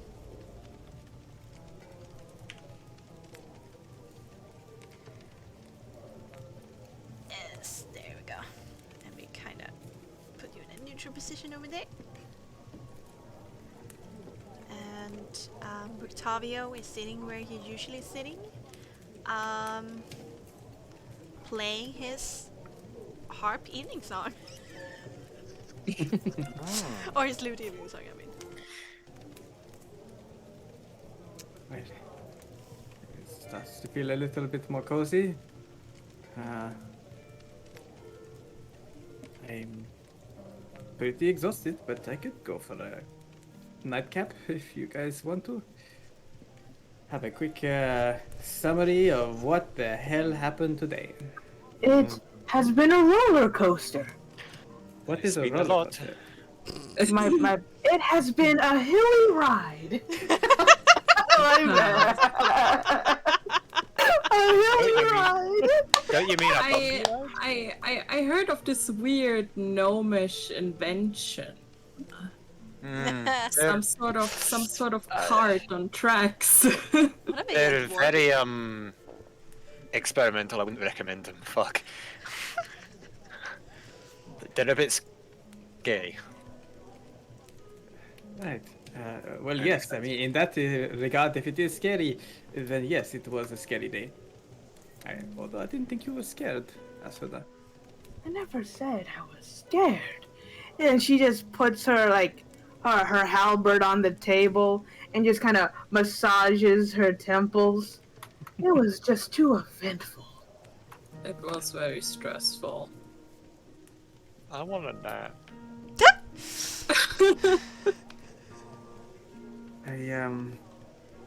I figured, Asoda, that you would not be staying the night here in the inn. No, I'll be beside the boy's side tonight. Right. Well, could you do me a favor since you are going to be there? Yes, what is it? It seems a little strange for me to bring this up, but I have been wondering about, my coat. Father Lucian knows some stuff, but you seem to have his ear. What with your caring for the boy. Would you mind if you find the time? Maybe inquiring on my behalf. About? coat. The coat, my coat. Oh, I thought. Okay, I misheard. I'm sorry. I heard cold or something else. I'm like cold. My coat. Coat. My coat. My coat. Okay. Coat. The coat. The garment I wear. Yes. Okay, I misheard, Nix. Your coat. Yes. I'll certainly ask him more about that. Wow, if I can find the time with him. Thank you.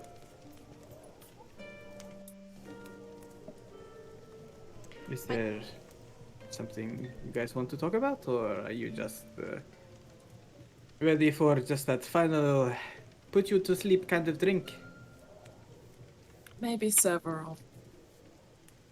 Several. Is Three, it that kind of day for you? 3 I don't know. CP per ale or for purple great mash. So I mean, talking to Lady Wachter was certainly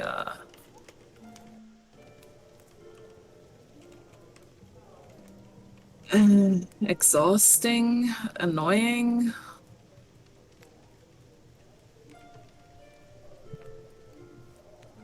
He certainly has a lot of self-confidence. I don't like her, but at least she's not putting people in re-education camps yet.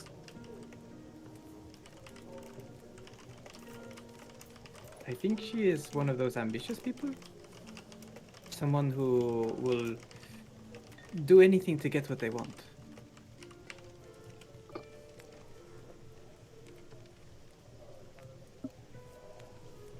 I Nix will get a ale. Alira will insist to pay for it. oh, Okay. Nix allows this.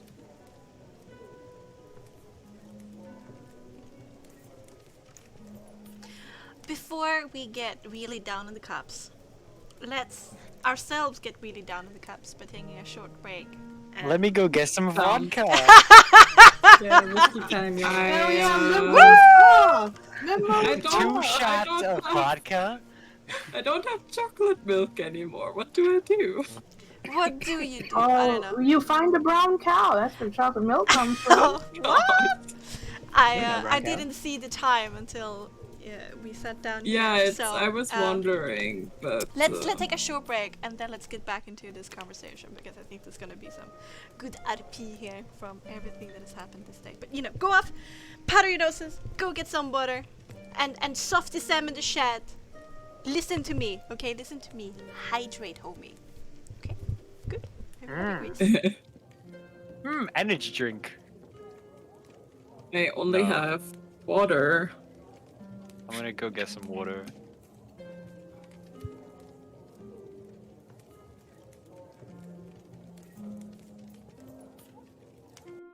I'll see if I can find anything in the fridge.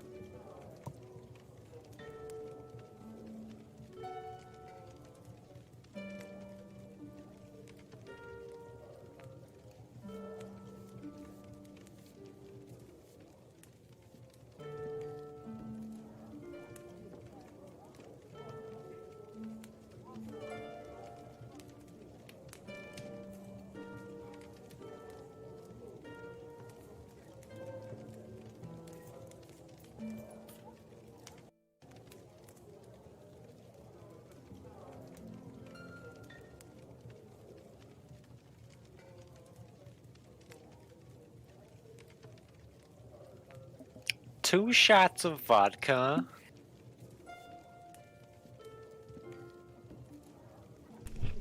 You have 2 shots? Are you gonna do that?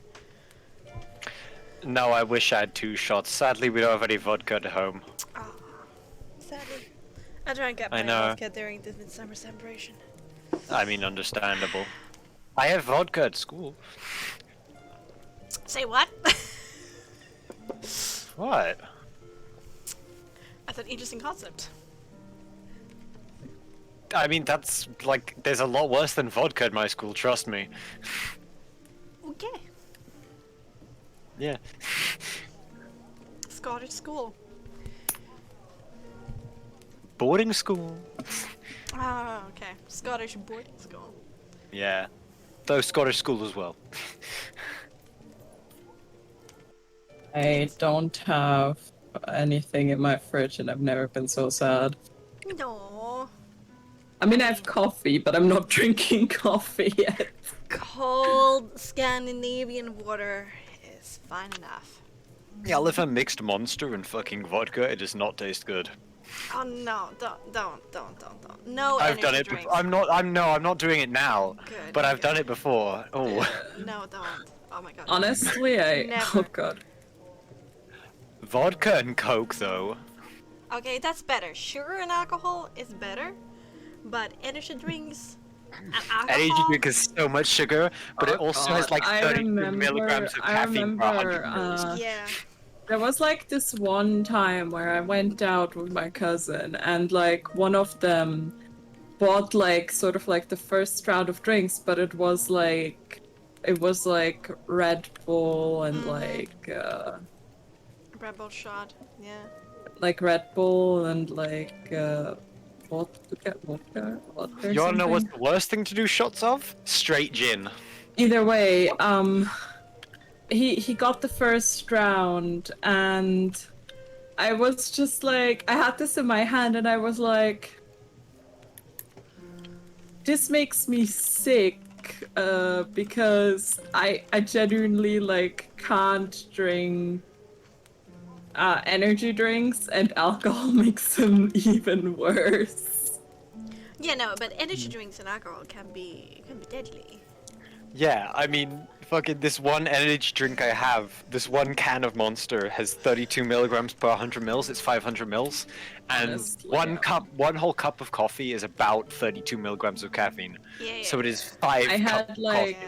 I had like Red Bull once because I was like 14 and everybody sort of like drank it that I knew, and then I tried it once and it was the most horrible thing I ever tasted. No offense to people who like energy drinks, but they make me sick. I had half of a Monster White this morning just to get going with preparation work. Funny story. But let's continue. Yeah. Vodka. I've You- returned with the mimosa. Ooh. Mimosa. Ooh. Nice. Ooh. I mean, I would have like- alcohol, but my antidepressants fucking like No, magnify no, it. There's no Oh. pressure. Absolutely no Yeah. pressure. No, one of the reasons No, don't I drink want to have is some, but I know I because, shouldn't because it's also school tomorrow. But also, I mean, depending on what you take, it can mess with your antidepressants as well, I think. Yeah. But let's. Anyway. Yeah. Let's return to the good RP. Yeah. Danica, pours any ale that you guys want. She gives you a look like she wants to talk to you, considering everything she's heard about what's been going on today. But she can't because there's, patrons in here, so she tries to keep it down. But, she gives you looks. Like positive looks, disparaging looks, depressing looks. What kind of looks? Like flirty kind of looks. No, you know that dog who sits in the room where everything is on fire? Everything fine. is fine. Everything is fine. It's a little bit like she looks tired, a little bit harried. Her hair is not as tidy as it used to be, and I guess there's some solidarity there. Like, fuck, what's going on? Everything's fine. Everything's fine. Yes, but that's what you get from her. I give a soft nod, like the least energetic nod ever. Nix is tired, bro. The opposite of energetic. He's tired of life. No. Yeah, I've got to say, guys, I don't think I would be able to really keep going if you guys went around. It's been, well, one hell of a ride so far. It has been. I'm fucking tired, yeah. I mean, I don't know if you want to do it today or wait till tomorrow, but my offer still stands. I'd say why it's fresh in the mind. Right, right. Would you like to go to a room and give me your soul? Sure. Oh, right. You're doing then exchange? Oh, well, yes, of sorts. I'm not entirely sure how this works. I've never done this before, so be gentle. I'll give you one as well, and I will dismiss the fact you said it as such. I have no idea what you mean, Asfata. I am. You know exactly what I mean. Do I know exactly what she means? I'm so confused. Is Aerodox extremely dense or extremely wise? I don't know. I don't know. It is more of Aspida. It's like, I ain't having this shit today. Not now. I don't know where your mind is, Asfata. I am being sincere here. I just want to take Illyria into a room and have her give me her soul. God, we established that Illyria is incredibly dense, right? You know, disregard that. I If imagine there it's is- going to take a lot out of her, because I don't know what she has to go through to hand it over. Huh? Your soul Kelvin just like handed kind of over. slowly turned his head out of that, just like, huh? Narrowed his eyes, you know. Kelvin, look, there is this thing. If you can manipulate your soul mark, it needs power, yes. Like these souls come out of us and we manipulate them, yes. And you scared Illyria me. has something within her, something that I want, something I need. And she's going to give it to me. Don't fucking say it like that. That's what it's gonna I be. get what you Put her mean. hands. Shut up, you holy Yeah, god. I am going to give him one of my souls. Or two. Asperger is gonna put her hands in her face, rub her temples. Yes. Nix Wee, looks wee. around like confused, like what am I saying wrong? Yeah. Just be quiet. Yes, that. If Illyria here will offer one of her souls to you, I will do so as well. After her. Oh, right, not at the same time. No, not at the same time. Right. Oh, okay. I'm not sure I have the energy for you both at the same time, so. Leave it at that. Kelvin's just gonna facepalm with both his hands, just like, fuck's sake. I mean, it requires concentration, but I don't think it's that taxing. Can he slap Nix over the back of the head? What? At least in theory. I mean, I did it a few times, but it's been a while. Oh, alright. Well, this is my first, so like I said, be gentle. Oh god. Well, That's a fucking lie. That's a fucking lie. Nix is secretly a spell whore. What? I mean, What even is that? okay, let's not Can get... I roll deception? Sure. Sure. So then he doesn't look like a soul whore or what? No, he's done this before.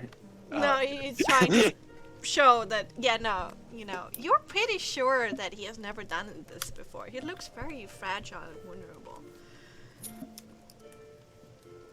It's his first time. Hilaria's gonna pop that soul sherry. Oh god.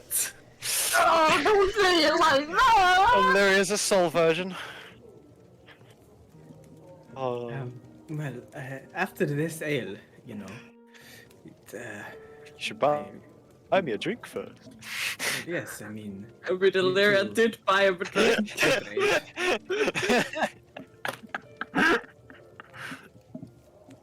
When you're ready, Illyria, I don't want to pressure you. Oh, I mean, I am. Oh, okay. Well, let's go.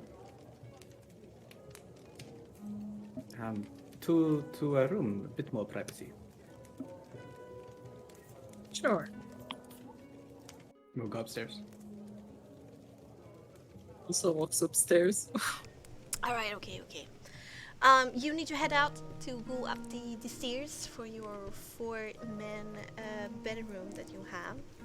And as you guys approach the doors, there's a bit of a record scratch. No, but and Victavia stops playing and kinda intercepts you over here when you're like here. Quickly rushing up and reaching and grabbing Illyria's hand. Not the hand, but the arm. Making her stop in her step. And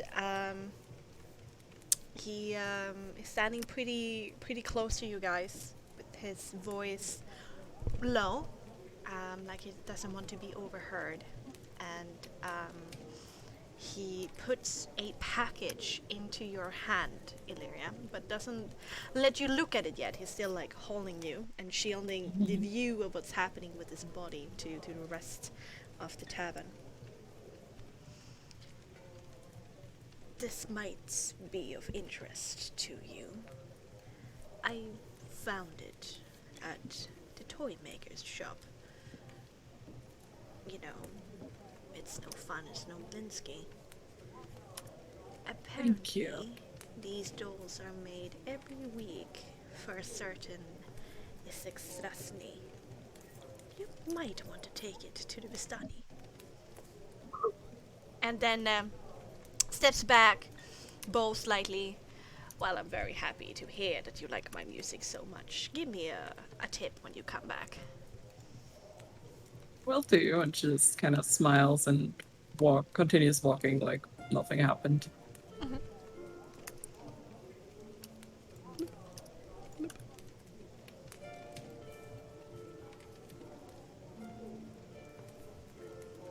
Are you not going to give them privacy, Kelvin? Are you following them? He wants He Get just out wants to and get watch. back in. Oh god! He was making sure they weren't doing anything. Just for a Okay, second. sure. Okay, sure. He poked his hand out for a second and then went back in, yeah. Okay. As for that, I was just gonna, I guess like earlier she ordered just warm milk. At this point, just give her some milk. Oh, yeah. That's But- available. Yeah. And she's just gonna like. So, Kelvin, are you just going to check in on them? I'll let them do what they want. I trust them a little bit, and that's enough, to be honest. Oh no, I'm pretty certain that if Nick were to do anything, he'll She get. beat the shit out of him. Yes, exactly. Yeah. It's just him actually doing it, you know? It's kind of like, there's a difference between trying to do it and actually doing it. Trying to do it, I'd prefer if he didn't do that, but I don't I think know he. that if he did, she'd definitely be able to kick his ass. I think it's more on the fact that he's clueless on what his words sort of sound like. I have no he's fucking just- idea how he does that. he's so steeped into it. I doesn't- know! Like, he just subconsciously does it. It's so fucking weird. He's done it, like, the whole time. I don't know how. Just- Like, is he, like, actually doing it on purpose some of the time? Or, like, it's hard to believe. I think he's clueless. I think he's that clueless. Same with Illyria, she's kind of clueless as well. Oh, Just they're in a both different way. They both are so dense. Yeah, I know. They're thicker than a Snicker. What's a snicker? It's a little treat we have. It's got like nuts and like this thing called chocolate that you make out of like these things called cocoa beans and sugar. Huh. That sounds quite nice. It is very nice, but they're Interesting also to fucking find in a expensive. swamp. Yeah, no, they're very hard to grow in the swamp. You need to do it during the peak days of summer because cocoa beans don't like the, cold. Mm-hmm. Yeah. Continue projecting things. I'm gonna into my bullshit my lore. way through as much as I can. Okay. Only a new term I've learned. Thicker than a snicker. Mhm. Alright, okay. You guys continue complaining about Illyria next. Whilst you're drinking hot milk and warm ale. What's happening with Illyria and Nyx outside? Do you look at the package now, or do you talk We're about it when you're in the room? going to the room, I think. Alright. Alright.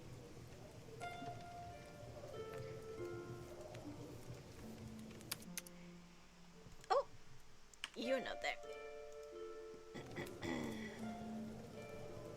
But you're here. Huh? What? Yeah, there we go. And you can see, okay. Alright, you're inside the little room. Oh, hold on. My roll 20 is all bugged. Oh no. Reloaded. I get to Aw. I can see the whole map. And I just scroll, and Kelvin is like right in the middle with his face, just like the whole thing is broken. Hold on, I need to refresh. Okay. Well, I can't see anything, so. He just dragged me up to it.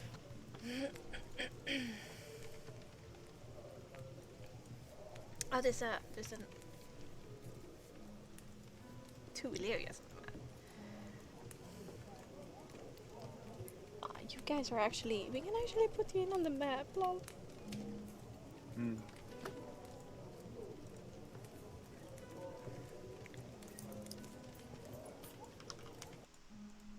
There you guys are. Pretty cool.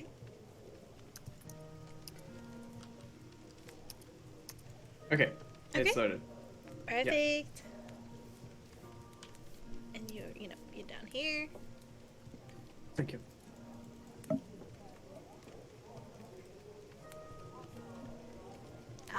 You walk into the room, and it looks like you guys left it. It had been a little bit tidied. I'll go to this bed here and sit on it, cross-legged, in the middle, looking at Illyria. Should we take a look at this now or later? Take a look at what?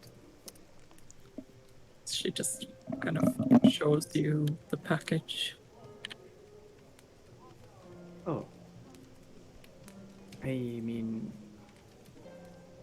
it's curious that someone would thrust something into your hand and say, this is something you should take a look at. You mentioned that it's from the toy store and that it might be one of these has been made every week for Isaac. And that we might want to bring it to the Vistani. I have a feeling that, well, yes, open it. Let's see what it is. I mean, I do have this feeling that I might know what it is, but let's have a look. Just kind of carefully takes a peek.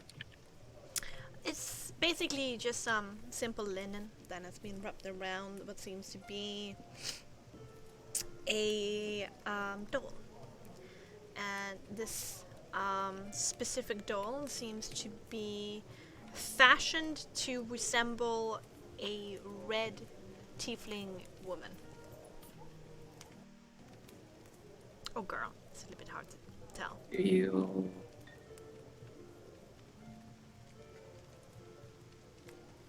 Do you think what I'm thinking? And she just kind of shows Nyx the doll. On a scale of 1 to 10, how creepy is it?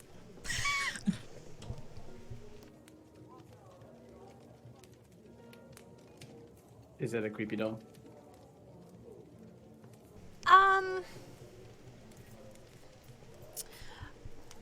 It's not that creepy on its own, but it's very, how to say, like, even if it's a toy maker who has done this for, his biggest audience is children, this doll is not overtly so, but rather sexualized.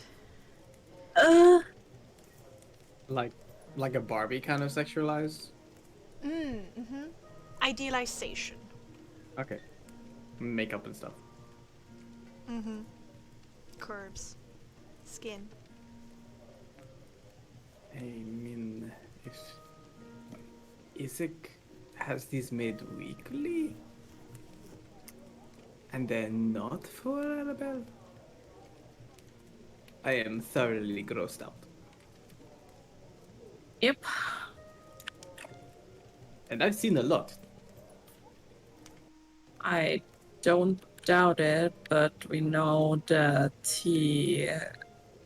Well, I mean, I guess we knew that when we learned about the mummification, but I guess this confirms his obsession with her. Yes. And I think if anyone needs to see this, it would be Luvash. And only Luvash. For I think he is the only one that really cares about her well-being. And not power struggle and... I do think we should bring him the doll. But when? I mean, I could go out tonight. I could get there through the dark. Well, I'm pretty exhausted though. I mean, if you insist on going tonight, I'm coming with you. But I don't know, maybe when we leave Alaki or... I don't know what's going to happen tomorrow, Illyria. It sounds like the crossroads of many things happening, all climaxing at once. I don't feel comfortable with having to choose a side. I feel like we went with this whole noble act, but I don't like being the one who is supposed to do the talking and make the decisions. One of But us has to make the decisions. Somewhere along the line, we can't just be passive. You do a good enough job, Illyria. I don't know about that. So should we sort out the souls and then I don't know. If you want, we can try to give him the doll. Well, let's do this whole exchange first. Whether we get up very early in the morning, like before dawn, and head to the Valaki camp ahead of them coming down to Valaki. It seems like Aragal is likely to bring the Vistani down. But let's one thing at a time. And Nick starts to take off his jacket and takes his top off.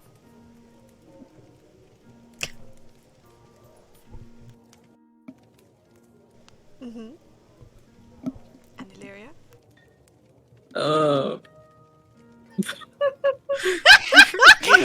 Panic. Wait, is that necessary for this? Where is Nick's soul mark? His nipples. No, His nipples. Give him a twist. it's Let's calm down. it's on his neck, but the neck, where his clavicle is, like where his shoulder meets his neck, it kind of like covers half his neck and half his clavicle. I mean, as he takes off his shirt, you see that the soul mark is blended in with a wonderfully ornate Vistani tattoo that covers down his whole side of his chest. You've seen this before, because he's been naked before in front of you. And it covers down to his bicep on his right arm of a Vistani girl dancing around fire.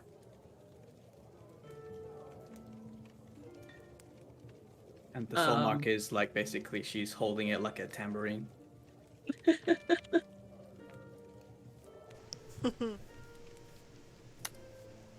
I mean, I'm not entirely sure how those like rituals. I mean, Illyria probably would know, but me as Julie. Well, first of all, do you also sit down opposite to him and take off your shirt? Oh yeah, she's sitting down opposite to him, but she's she's not stripping yet. Okay, Yet? but yeah, that was a joke. What? How does Illyria's soul mark look like? Illyria's soul mark is sort of like starting like on her left hand. It's sort of like starts on like the back of her hand and extends a little bit up her arm, and it's mostly like just very sort of like ornate, like you know, shapes, and you do see like some sort of like almost like flame arrow shaped in there, but it's yeah. All right, so elegant, ornate, geometric Yeah, very designs elegant, very ornate. with a flaming arrow embedded Yes. within it. For future reference, giving souls to each other is 1 minute in concentration per soul. If this concentration is lost, the soul is also lost because you're holding it in between each other as you're doing this.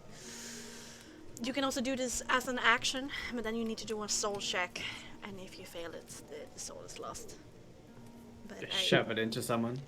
yeah, but I assume that you're doing it this slow way. Yeah.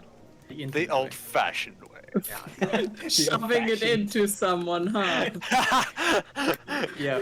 Wording it like that with your hand on Nyx's clavicle, huh? Yes. And Like, shove it into me, yeah. oh god, Yeah. the ritual is kind of that Nyx brings out well no, Illyria would be the one here to bring out the soul from Yeah. her, and then she slowly hands it over to Nyx's control, and he takes it and then puts it into his soul mark. And it's this giving when you relinquish control of it, so the other one can gain control of it. That's where it requires concentration. So, what are we willing to trade? Pokemon cards? Oh, you want to see my Yu-Gi-Oh? Well, Illyria has 2 souls. Oh god, Jesus fuck. Alright, so you're gonna give him one then, I presume. Yeah. I mean, Of which potency? she would give him 2, but like I don't know if that's a good idea. Up to you. Yeah, it's up to you. I genuinely do think that Illyria would give you both of her souls. Okay. Well, What she'll keep hers for now. Right. So, 2 out of 3. Yeah.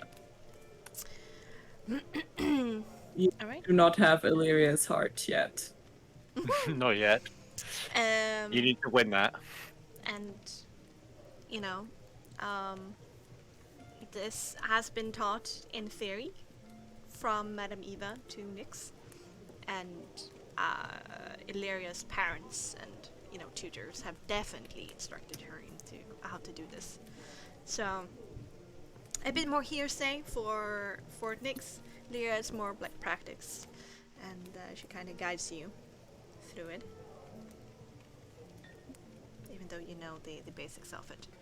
And 2 minutes later, Nyx, you got 2 potency, 1 souls.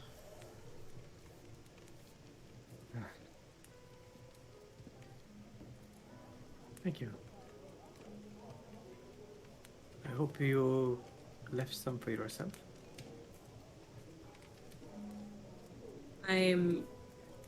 I'll be fine as long as maybe the next time we fight something, you'll leave one for me. Right. Of course. She doesn't like straight up say it, but it's heavily implied that she just gave you all of her soul. So I will use these to ensure your safety. I'll try to stab everything that gets too close to you. Thank you. If you wouldn't, well, the night is getting pretty long, and whilst I do not wish to, like, take your soul and kick you out of bed, I think Asphoda would like to get to the church before it becomes the middle of the night. Would you That mind is true. running down and fetching her? No, I'll go grab her. Larry just walks down, gets Asphoda. Alright, Asphoda, are you still just drinking milk during your time? Yep. And will you come upstairs with Illyria? Yep. When she, Illyria comes by, but I will ask, so, how many did you give? 2. And how much do you have left? 1. You're coming with me as well, Illyria. I won't have you with just one soul. You lose that, you might as well be good as done for. Come on. Alright, Calvin, do you hang downstairs or do you go upstairs too? I mean, I might as well. I'm not just going to be down there on my own drinking. I'm not that sad. Come on. Nix is like lying there with his shirt off, like with his hands behind his head. I'm so sorry. Yes, Asphoda. Opens the door, dragging Illyria, and she looks up and sees a shirtless Nyx. Oh What happened between the two of you, and why is his shirt off? What do you mean? no! Like a mom. Are you? What do I mean? We exchanged souls. That doesn't mean his shirt. What? His shirt. Why is it off? I don't know. Ask Nyx. Why Is do there you have something it? wrong with what you see, Asphoda? Do you not see that his fucking soul mark is over there? I mean, you can take a look if you want. I mean, I'm not shy. yeah, But so- it's not like you went naked half of the time you were here in Valaki, so I just figured, hey, when in Valaki? In Galaki slap Nix. You see Aspha take a deep breath, and when she exhales, it's just a bit of frost coming out. Nick's nipples go sharp.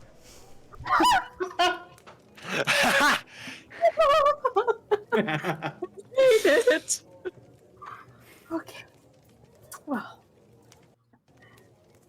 Illyria has told me she has given you 2. I will give you 1, Nyx, and you, Illyria, 1 as well. I think to give him the soul, you're gonna have to touch his bare chest. How many leaves? How many are you left with then? 3. Oh wow, Left with- you're Wow. Wow. Yeah, she hasn't lost much of any. She usually passes these saves. Sad Illyria noises. We hear that way too much. I mean, what? And Kelvin, are you here to contribute? I'm here, so I'm not just down at the table on my fucking own. I don't have a problem with you watching me.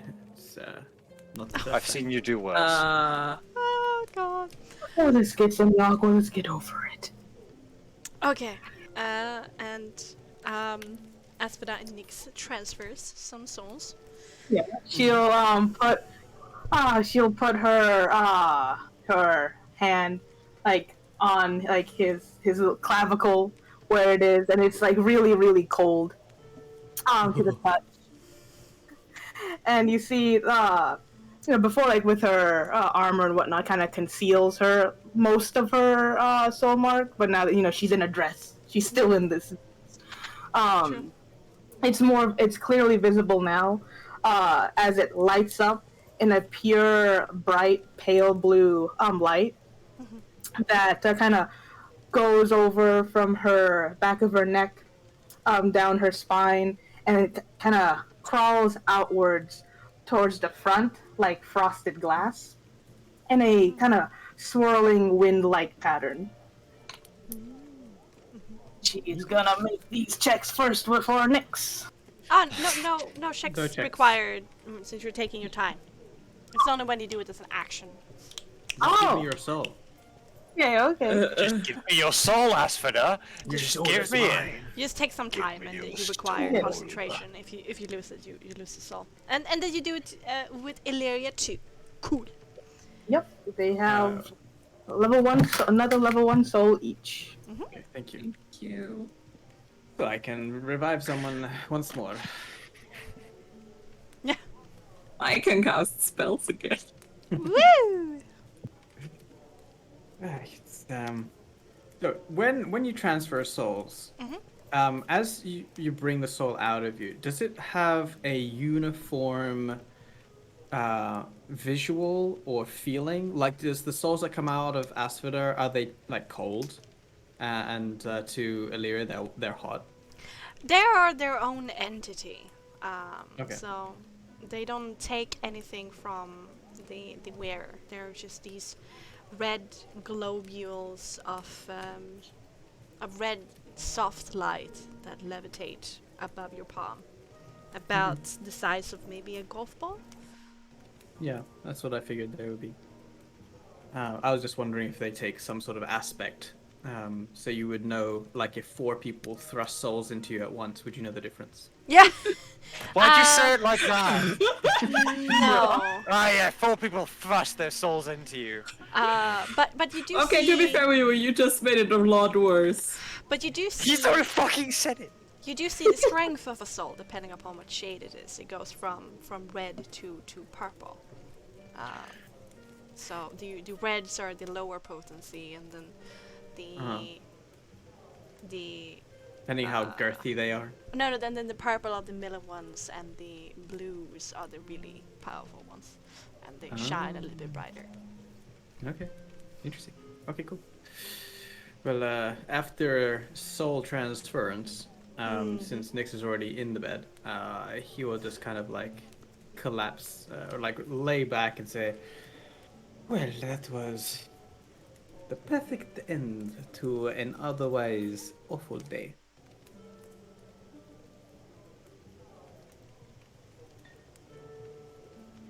Indeed. Okay. Well then, if you all are staying here for the night, I'll make my leave to the church. I mean, Asphodel, without ruining your evening, we did find something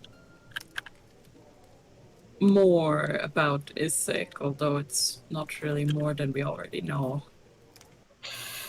Oh boy. I don't know how much more worse it can get, but things can be worse. So, And she what is just kind of takes out the doll and shows it to Asphodel and Calvin, and apparently he had one maid every week. you kind of see like the cogs in Asphodel's brain just freeze right there, and then she just kind of blinks. Every week.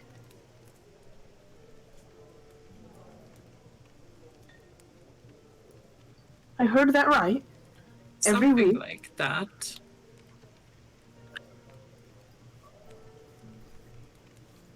She's At least- looking. Oh, go on. According to Rick Tavio. Doll like this. Every week. Was it every week? It was several times, either way. Yeah. Several times a week? No. One per week. one per week, which is still a lot of dolls. First, it's the odd questions of preserving a dead body, and then these dolls. We are going to find quite a collection, if he even keeps them after. I'm sure we will. I just thought I would let you two know as well. Thank you, Olivia. I will keep this in mind now. It makes it quite a lot easier to beat such a man to a pulp. Now then, I bid you all good night. Have a good night. Um, just a little bit of a GM advice here. It might be a good idea to take Nick's coat with you when you go to for the illusion. Yeah. She going. Did Nick fall asleep? Was that what I heard, or is that I think Kelvin? that That was was Kelvin. I think it was Calvin. Kelvin. Snoring But loudly. Nix was He already. got bored watching you guys, so he was already asleep. Ah! Wow. Well, and Nix is already, derobed. He, out of courtesy, he is not completely naked, and it bothers him so. But you at least have his jacket there on the end of the bed to easily take. Are you bothered that you're not fully naked? I mean, Nick sleeps naked. What are you gonna do? then fucking get naked, you dumbass. Oh Lord. All right. She's gonna before she leaves, she kind of gestures to the coat. Can I bring the coat with me, Nick, since I'll be there? Of course. I expected you to take it. All right. I'll see you guys tomorrow. She'll take the coat and skedoodle. Skidoodle. Doodle, that's doodle. Skidaddle. Put you over there. And then let's move to the end of church. Once more, Igor is not happy that you are going anywhere during curfew, and especially this late in the night. He was very grumpy at you, but hearing that you're going to St. Andrew, there's a lot of gruff and a huff, but he can't deny you that. All right. She's gonna walk on in there quietly. She's not slamming any doors this time. Good. For those inside. You head inside the Saint Andrew, and the church is very quiet now. Most of the lights in here has been dimmed. Like only every third candle is now alight. Instead of everyone, it's very silent. There's no movement of anything, but the very soft murmurs of Father Lucian, who is standing beside the altar, his hands leaning heavily on it, his head bowed, and you can hear him reciting psalms. He seems to be praying in this very late night, and quite intensively so, but his back is turned towards you, for now doesn't see that you're there. Stab him. What sort of if he's can I hear from where I stand? What is he praying so fervently about? Since he's like murmuring this to himself, it's a little bit hard to hear considering the distance, but you get the gist of giving him strength to be strong in these coming days, and that the Morning's Lord should pay extra attention to them in these trying times, basically. All right. She'll acknowledge that, and it's kind of weird to her, because how she perceives the Morning Lord completely different than how he does it. regardless, she'll quietly make her way to what's it? The room. The boy, Felix. That's his name. Felix is in. Because I know she knows it's been a long day, a long night. Mm-hmm. Everybody's tired. She'll ask in the morning. All right. Okay. Um, you find in a very dimly lit room Jessica and Felix sleeping together in the same bed. Aw. She's just quietly gonna uh sit down in the space beside the bed Mhm. and go to sleep herself. There's Jessica's bed though, but it's very tiny for you. Yeah, that's the thing. She's gonna break that bed. She knows this. She's gonna break it. All right. Okay. Everyone goes to sleep, and the mists tighten even further its grip around Valaki in this calm before the storm.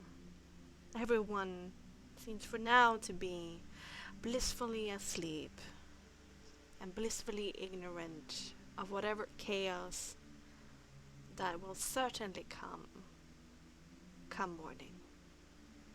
And in the early light of the sunrise, which is not much in Barovia, under darkened skies that is threatening rain at any moment, as if the world is holding its breath before exploding. There's a soft knock on the door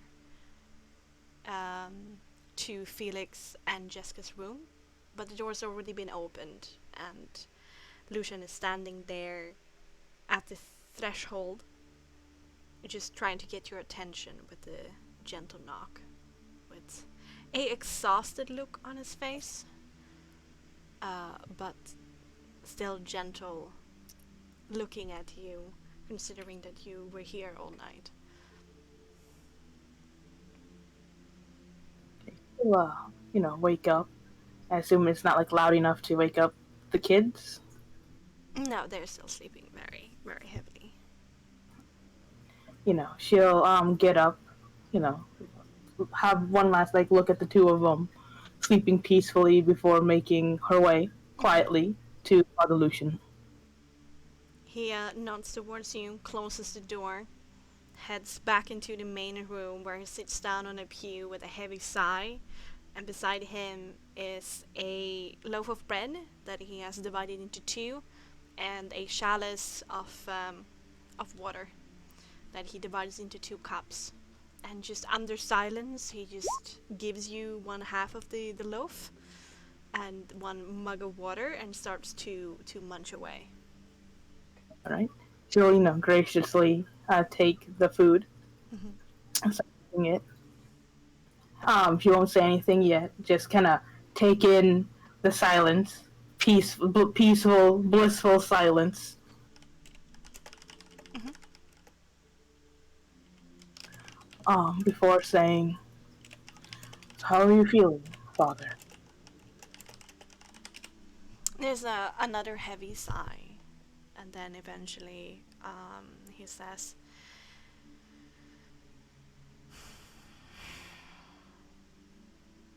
"Honestly,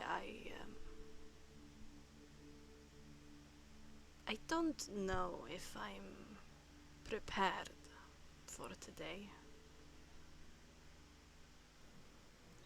What do you mean by that?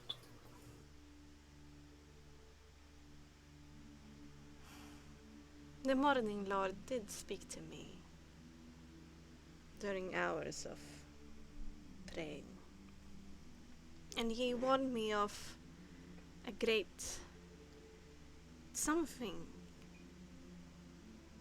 is happening tonight, and it's almost like I can feel it in my bones.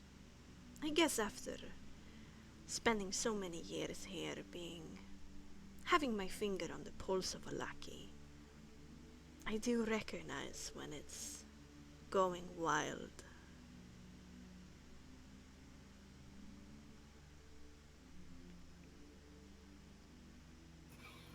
I see. Is this event at night good or bad?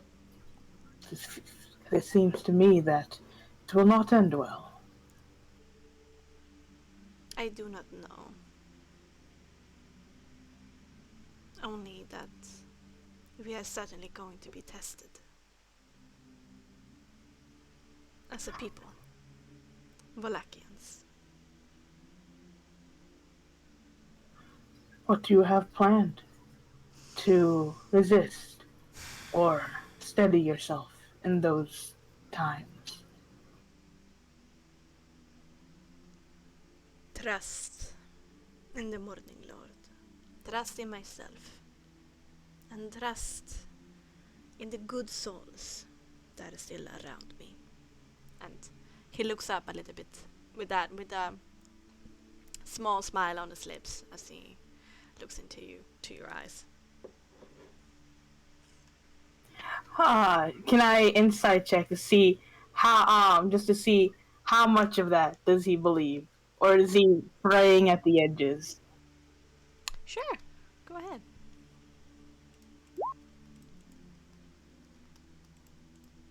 19. 19. Let me just double check. Check. Huh? Huh?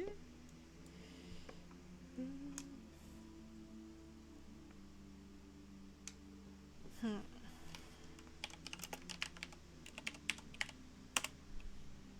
Oh.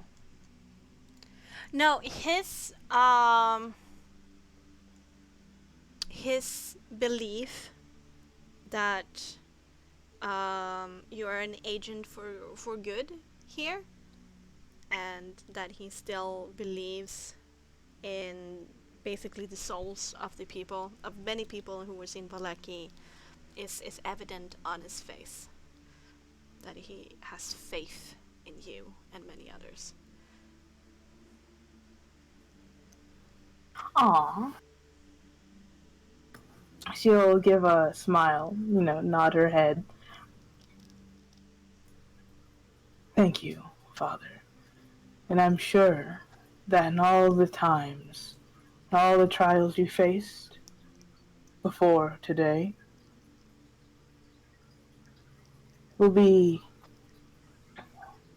surely should be sufficient for you to brave through whatever trial that will happen tonight. I hope so. I hope so. Don't hope, believe. Maybe you should take over as the priest of this church. Me, a priest? Mm. Oh, I'm too steeped in the wilderness to be a priest. I'm a woman of action. I must go forward and do what I can to those I come by. There are many ways to be agents of the gods that we serve. And your path is quite clear, Sir Aspida. A champion. Thank you, Father, for your kind words.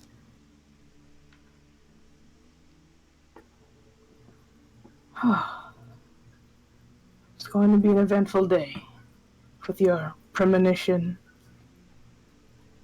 and what I may face the moment I step foot out of this church. Well, I know how I have the strength for it. I wonder for endurance. Well, there is only one way to find out. Indeed, Father. No. Aside of that, I do have to ask you one thing. one of my companions asked me to ask you, sort of a chain. Mm. It is about this coat. And she's gonna take the coat out and carefully lay it before the table. After she clears her bread, it doesn't take long for her to eat it. When she just lays it out, making sure that the patterns show, uh, so on and so forth. Mm-hmm. He wanted me to ask you more about the meaning of this coat. Um, he takes it gently in his arms and first regards it with, when you're prepared to not know anything about it, or you're prepared to listen to a story when you're slightly of a friend and you're not really there mentally, so you prepare yourself to be passive about it and just nod along, or uh, say no to things and just let it go as smooth as possible without engaging fully into it. Mm-hmm. Mm-hmm. You see that distinct look on his face that he's not prepared to know anything about this, and doesn't really have the energy to muster more um, uh, seal into this. But then he takes, as his eyes sweep over this pattern of it looks like a um, a church window, or just a glass window, depicting a epic fight between um, feathered humanoids wielding great swords and golden to silvery armors, with these creatures with big horns in different shades of red and purple and blue, them with leathery wings and wicked swords and maces in their hands. And it's a very beautiful coat in the way that it emanates this specific feel of a church window, but also the design of it, the flow of it, and as when you visited the tailor, Gilly and Lottie, as Gilly said, it's quite the feat of embroidery. Um,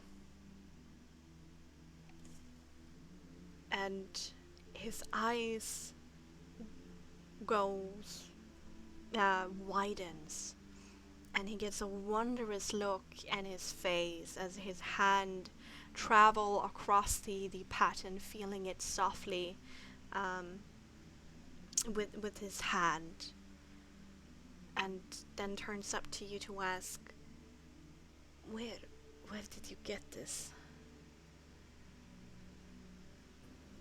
Belongs to a friend of mine. A friend.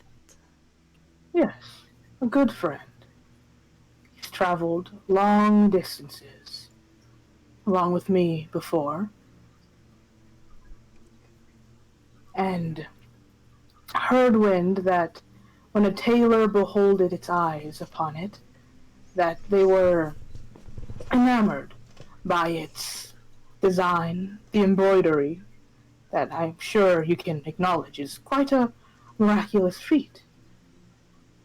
But he wanted to know more about the meaning, the story behind this coat, and who worn it last, and the such.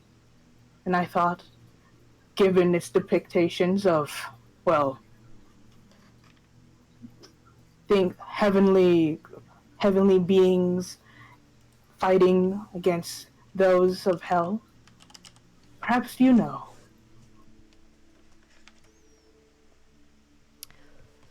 I have only seen this coat like once before.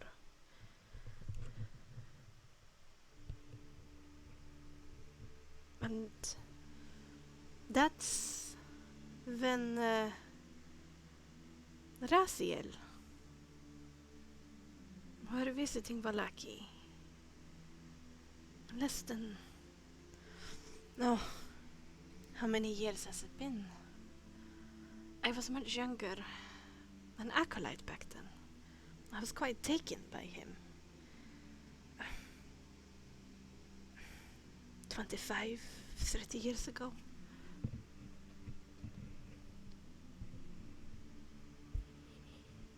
DM, can you spell the name Yggdrasian? Raziel. Razi. Okay, okay. Yep. Oh, I need to give my headphones news. There we go.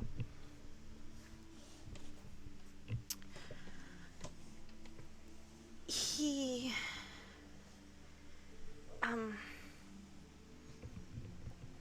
visited Valaki wanting to talk to my master. Back then, the old priest. Before as I said, I was just an acolyte back then. I was not present for most of this conversation. I got shooed away, but I remember them talking about the devil and what they can do about it. There was... everybody could feel it. Him traveling alone with that armor and that sword of his, and this coat, and the way that he carried himself, his length, his impossibly golden eyes, and the aura that he carried, that he was a man of power.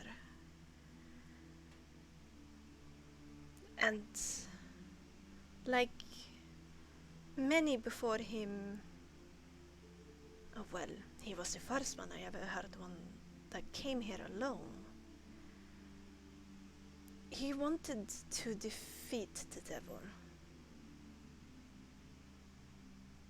I don't know what happened to him in that regard, but last I heard, it's quite interesting that you would bring this up, considering that we had the conversation before when you wanted to know about the abbot, because he made his home in the Abbey of Saint Markovia in Kresk, and has since then referred to himself as the abbot. And that's where last time I saw this, as he headed that away, last time he came to visit Valaki.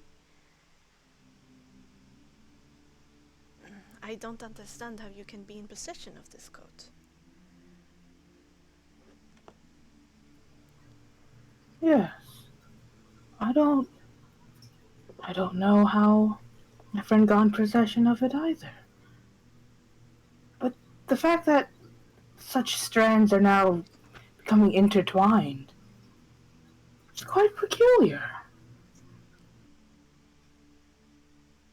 Indeed. I haven't heard anything about the abbot since then. He has hid from the world a bit inside of the abbey. I've tried to hold correspondence with him, and whilst my friends in Kresk still says that he can be seen here and there, he does not answer my letters. If you ever would travel that way, curious about this abbot, be careful. I have no idea what kind of man he has become these days. He does not offer any spiritual support to the people of Kresk. That he does not.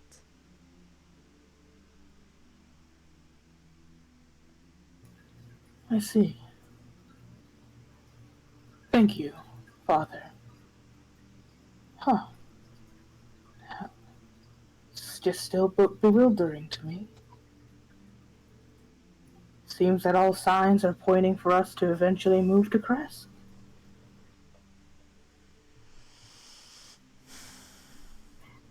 And she'll, now that she knows how important this code is even more, she's gonna carefully fold it and tuck it away. Um, you might also need to think about a way to get into Kresk.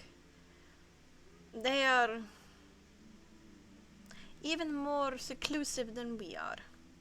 The only way I'm getting information out of them is through letters. I've actually never been inside of Kresk, nor have I had anybody from Kresk come here. They make trade with the Martikovs and the Vistani sometimes, but otherwise they remain inside of their own walls and won't open for strangers. Well, that certainly is quite unfortunate. Though, maybe if they see this code, it could give us a way in. Last I've heard, the people of Kresk has no love for the abbot anymore, since he ignores them. Oh, well then, there goes that idea. Oh, I'm sure we'll find a way, some way, somehow. I'm sure you will. If the Morning Lord wants you to, then one day, or in some way, I'm sure you will. I'm quite certain. He has given me all the tools I need. I merely have to prove to him that I know how to use it well.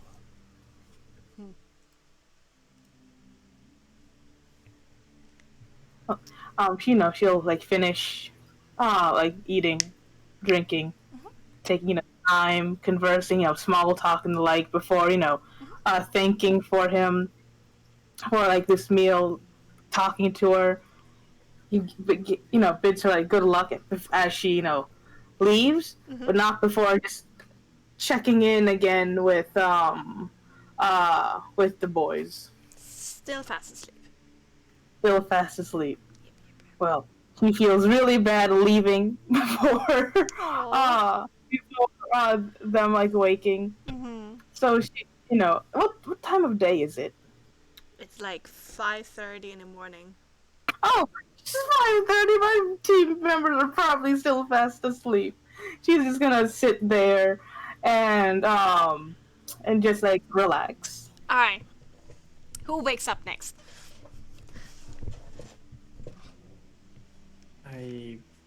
Well, Nix will stir Maybe early in the Illyria. morning.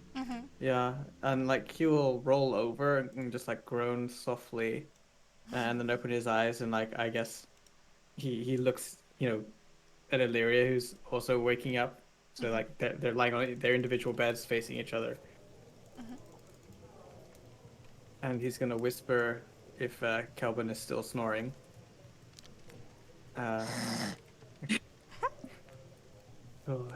You want me to do the sound effects, or can you? Yeah, go imagine? for it. About this idea of getting to the Vistani camp.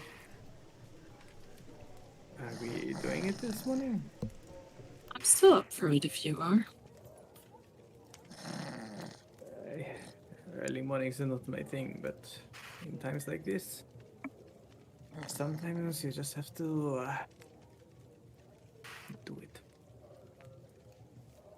Thank you. Nix will like grab one of his shoes and throw it at Calvin. The fuck? You are like inhaling your pillow, Kelvin. I was merely saving your life. He's Illyria look at does his chuckle at pillow. that. Look at fucking Nix. Look at the Fucking- shoe that he chucked and chuck it back. And with your dexterity and your accuracy, straight in the forehead. Oh no! It hangs from one of his horns. Yeah. And then Calvin just has a middle finger and goes back to sleep. Kelvin, I Hmm? know it's early, but we have to get ahead of the storm that's coming. Fine. Get changed, not in front of us first. I know you like to sleep naked. You can turn away if you want, but I'm not shy. And Nix will strut out and like do a stretch in front of the window. Calvin's just gonna face him and say, "Oh, fuck's sake." His Illyria, like tail. underneath the blanket. I mean, Illyria's just gotta like, like turn away from them and like get dressed, and just before she does, shoot both Calvin and Nyx a glare. Mm-hmm. Just like turns like with her back towards them. Mm-hmm. To just dresses. Illyria's a peeker. I can guarantee. Oh, it's more of a glare of like, if you look, I will stab you. You act as if Calvin cares.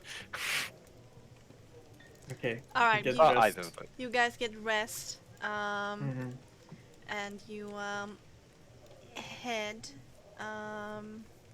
downstairs.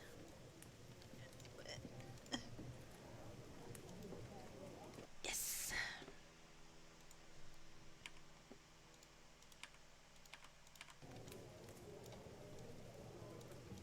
And like before, there are no patrons inside. There's no sign of Danica or Irvin, but there's a little bowl full of crackers and You might want some to put us tea. on the map. And if you've moved this, crackers. We are on the map. you haven't moved this. Oh no, yeah, we're still on the Still top on the upper floor. floor. I moved myself, but not you. Oh, woo. Nix will grab like a handful of crackers, pocket crackers. It's just like Get them pocket Illyria crackers. will do the same. pocket crackers. Calvin will take the rest of the crackers. Just like the bowl. Take the ball. Yeah. And I think yeah, let's go find Asphodel. I bet she's still sleeping in. She never gets up early. All right. And Okay. head out to town. Alright, a new guard is standing outside. Igor has been relieved, there we go, by somebody else. Calvin's gonna offer him a cracker. Illyria gives them like the most good morning, nice to see you. Like the most passive aggressive one that she can muster. There's like a flat look. This is a halver, so there's like a flat look coming back, but when Illyria starts looking, he takes a cookie Hell yeah. from Kevin. He took one. Took one for the team. Yeah, bro. Fist bump. Fuck? He does it back, but very slowly. I doesn't understand it.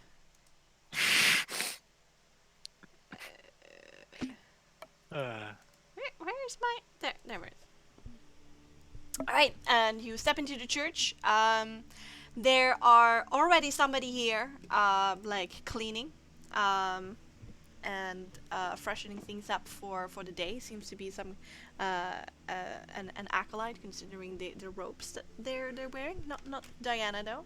Seems to be a male, a little bit older. And upon inquiry, you do get you're told where Asphodel is in Jessica's room, and you're shown where that is. Nix goes over and does again a soft knock on the door. As for the are the boys still snoozing? Yeah, now, I mean, you guys were pretty early because you wanted to go up pretty early. It's probably 7 right now, probably. Oh, okay.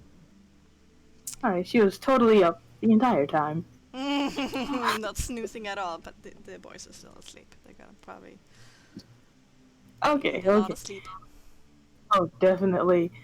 She is gonna, get once again carefully sneak out of there, open the door. Surprise! Are you dressed? She kind of looks at herself. She's still wearing the dress. Yes. I don't mean dressed. I mean, are you? Never mind. We are intending to go quickly to the Velaki camp to try and find Luvash.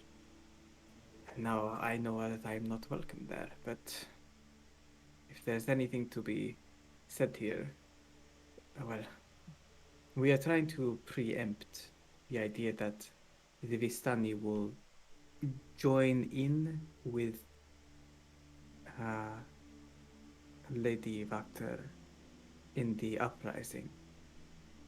And if anything, Luvash deserves to be told about At where least, Arabelle is. I mean, they can't really say anything against me being there, at least, so. No, but I will stay on the outskirts.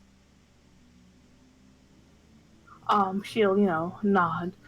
I see. Well, I'll change out for my armor then. Do you have a piece of parchment and ink? I must at least write a note that he doesn't be left behind thinking I wasn't here. I'm sure that there's parchment just outside Oh, in then. the church. Oh, very well then. I'll be out in a moment. The acolyte helps you with all of that. Shows you to like a little desk area.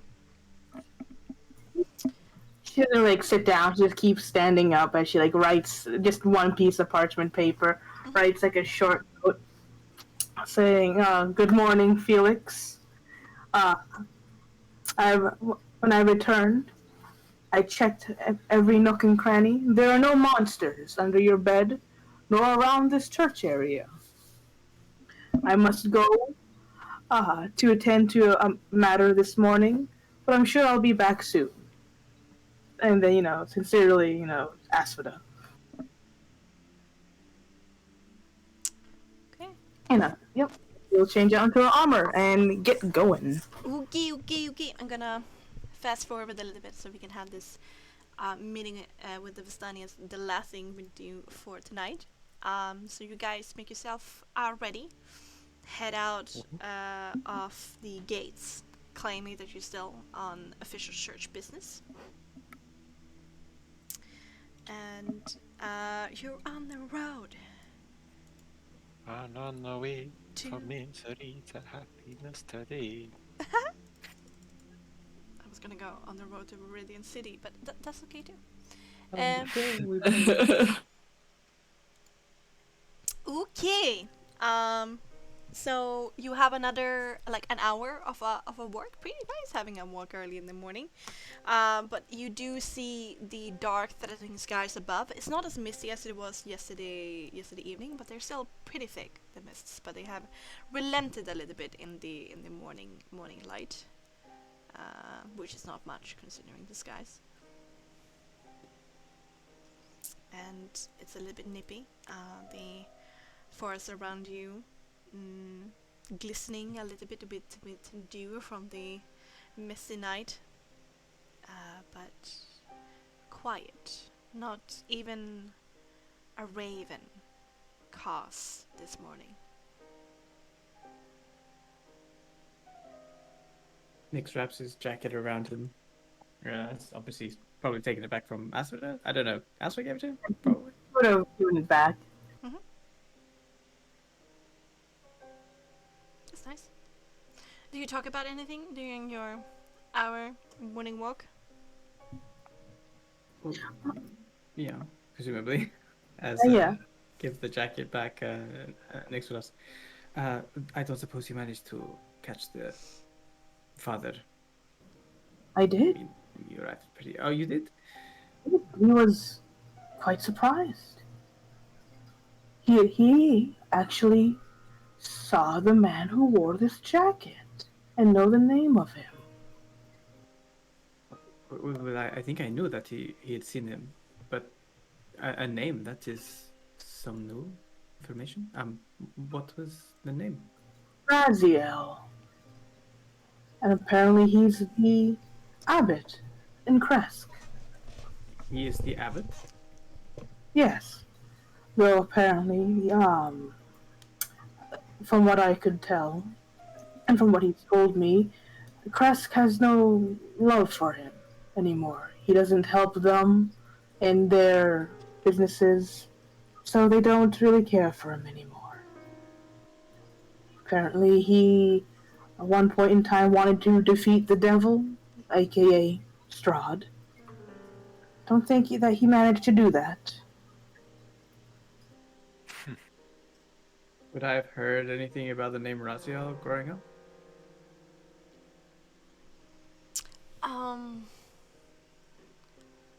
Let's make an intelligence check. Just a straight Please one. no. Please no.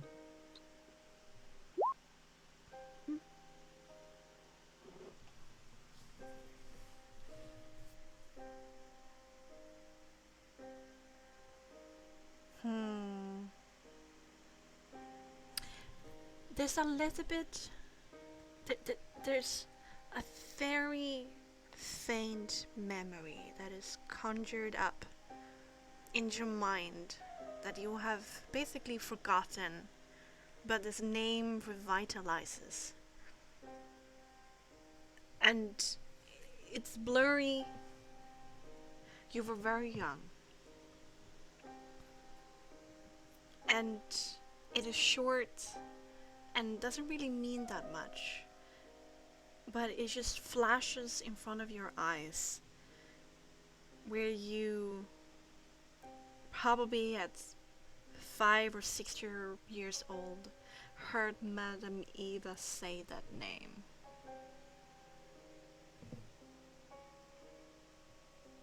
But that's it.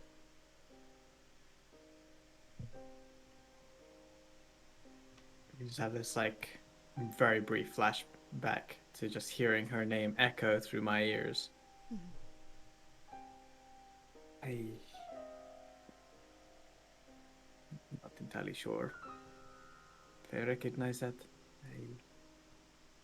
It rings a bell, but I was far too small to recall. But it's interesting that this was worn by the abbot of Kresk.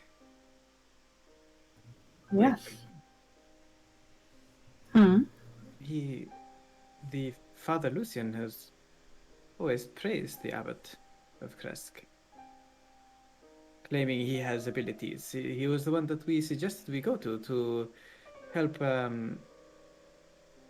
Lady Vactor's daughter. The very same. He has abilities, but has not used them for the people, it seems. I don't suppose you know very much more, but I know that the last he saw this code was about 30, 45 years ago, back when Lucian was still an actor. 25 to 30. 25. 25 to 30. And if this belonged to him, why do I have it?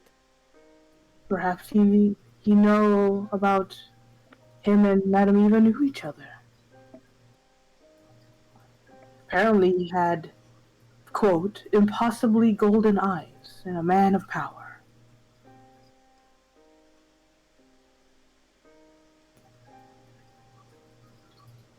Nyx kind of absorbs the information and kind of falls silent for the rest of the walk, I suppose. But he's open for people to talk to him. He's just in deep thought.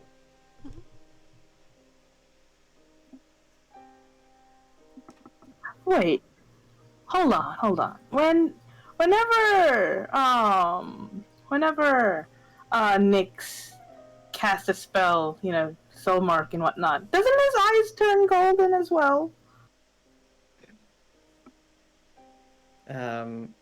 His eyes, when he uses his soul mastery, the edges around his irises, indeed shine gold. You know, So, I have been for a long time just assuming that that man is your father, and I'm not sorry. I had a feeling in my gut. It's only adding more evidence.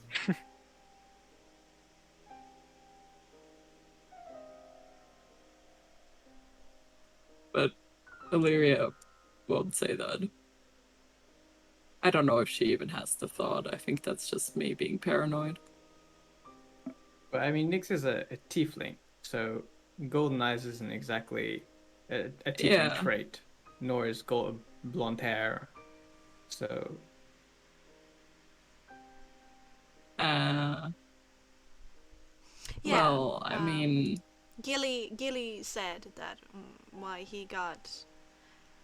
how he got inspired to become a tailor was that he saw a tall, blonde man walk down the street with a at candle. least like out of like Frostmark lore and like into like D&D lore, tiefling like I think like tieflings like pretty like prevalent in the kids if you have like a tiefling kid and like a tiefling parent and a non-tiefling parent, but that might not be the case in Frostmark. we don't know. I know the law of tieflings, and the counterparts. So I have my own suspicions out of character, but yeah. Nyx will be, just internalizing a name, kind of like repeating it over and over in his head, like in a way to try and recapture Madame Eva's voice, like wishing that he could hear her voice in that moment where he had that flashback. Yeah, he misses her. Yeah. That warm but scrubbly voice. Mm-hmm. Alright. Time to get excited. Oh boy. Because we're oh shit, I need to restore the map from my archive.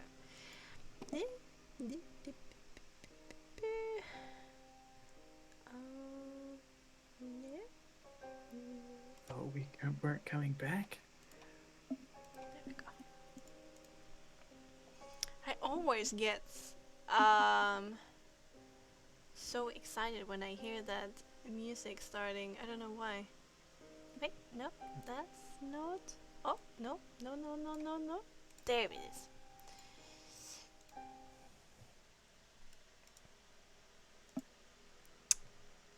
Then this music starts. Mm-hmm. It's certainly a vibe. Alright. You approach the outskirts of the Vistani camp. It lies very silent. It's extremely early for the Vistani. If it's 8 in the morning for you right now, it's like 5 for them.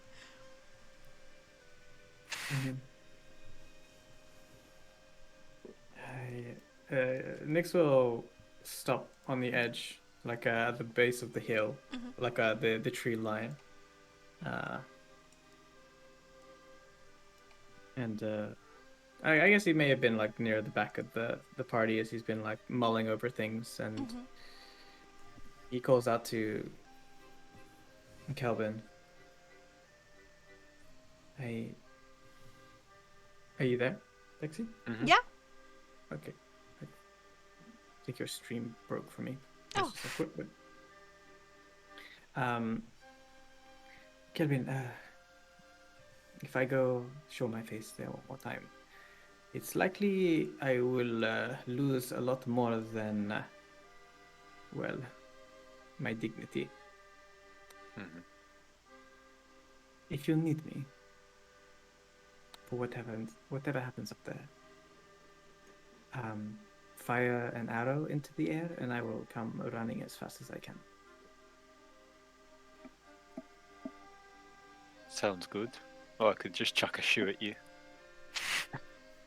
I mean, if you can throw a shoe from the top of the hill down to me, I would be very impressed. But Would you eat it? yes, I would eat your shoe if you could throw it from the top of the hill, like 300 meters away, to You're me making me here. want to do it now. Well, you know, As you stand there and banter, there's actually two wood elves that spot you, and one of them travel up towards the camp with a bit of a mission in his step. Huh. there is a what? Sorry, I missed the last part. There's a purpose in his step as he walks Oh, up a towards the camp. mission. A mission instead. Okay. Coming towards us. No, Or he's going going up up to the camp. going up towards the camp. Okay. I see that they're going to be awoken pretty quickly. I suggest you all get up there as a reasonably fast pace will allow. I'll be here. As for that, you're not picking me up. We're walking up.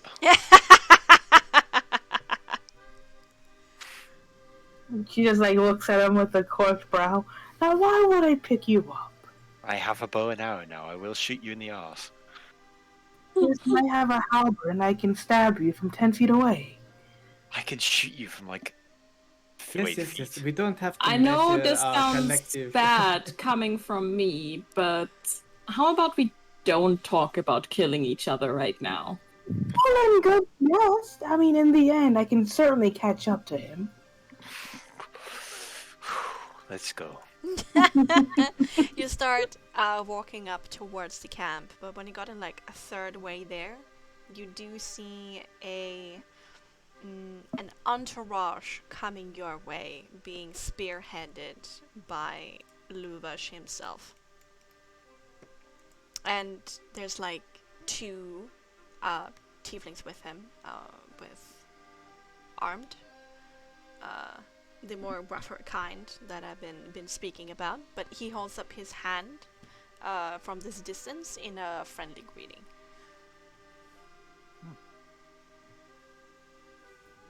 A friendly greeting, you know. Asuna holds up her hand. Friendly Yeah, greeting. Well, Greets him as like continues towards him, and as soon as you can hear, it's like Yeah, he continues walking too, so you kind of meet yeah, halfway. it's like it's good to see you, Lavish.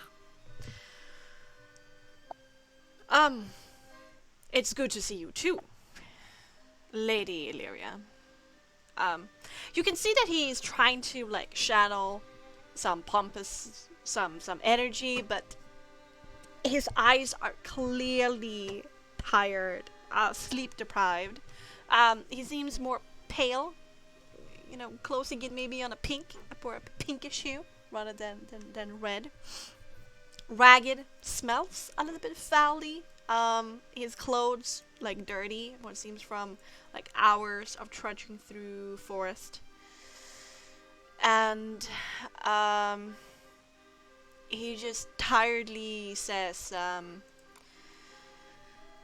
so the little runt is down by the trees, I assume. given that he's not allowed up here. Yes. Yes. Oh, well. Then let's go down there, shall we? I heard that he mentioned my name. Yes, and we are going to have quite the conversation, all of us. Yes. And he just simply moves his hand a little bit irritably.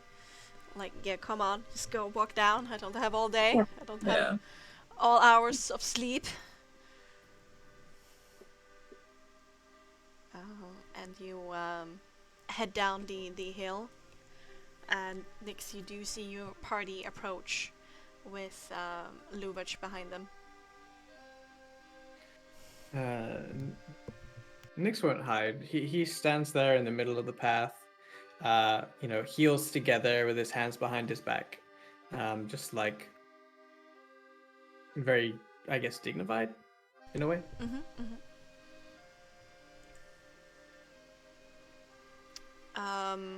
Luvash stops just like 2 meters away from you, a little bit closer. That would be a respectful distance considering what has happened, and you're exiled. And he crosses his arms over his chest and basically just grunts at you. Good morning to you too, Luvash.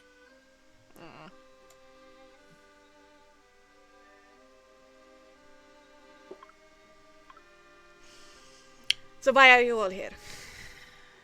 So many times you have come here. What is it tonight? What is it today? What do you want? Well, I assume that Aragal mentioned a version of our last visit since you are not here. My brother likes to talk a lot, so yes. Right. Well, we are not here really to discuss that. No. We have our word of, well, at least I have my word. Our party has our word. That once, you gave us a task to prove to you that, personally, it was me proving to you that I was not a fuck up or someone that can't be trusted. And I like to think I'm a man of my word. And he gives like an eye to Asphoda and Illyria and Calvin at the same time as he says that. So you look at Asphoda, she just kind of has the gesture of come on, important info. We Luvash have a just lead. nods. We have a lead for Arabelle. We Really? think we know where she is. We think we know who has her. We think we know Stop. what happened. Stop with these games. Just tell me.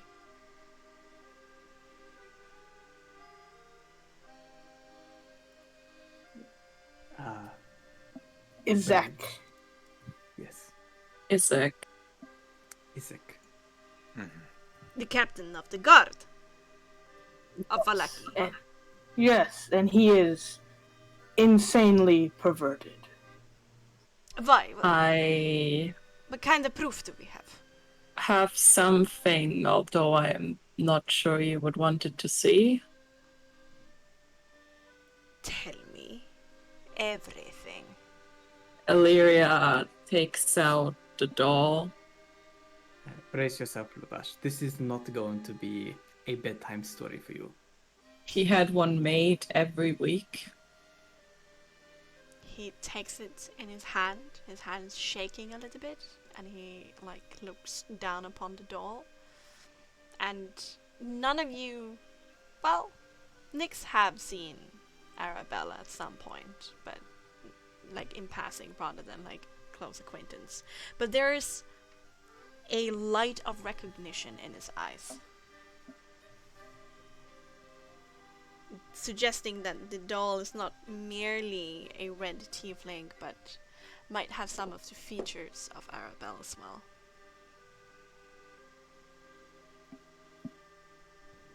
What else? Our sources say that he had approached somebody asking them how to preserve a dead body for a long time, and that he had a great fancy for your Arabella.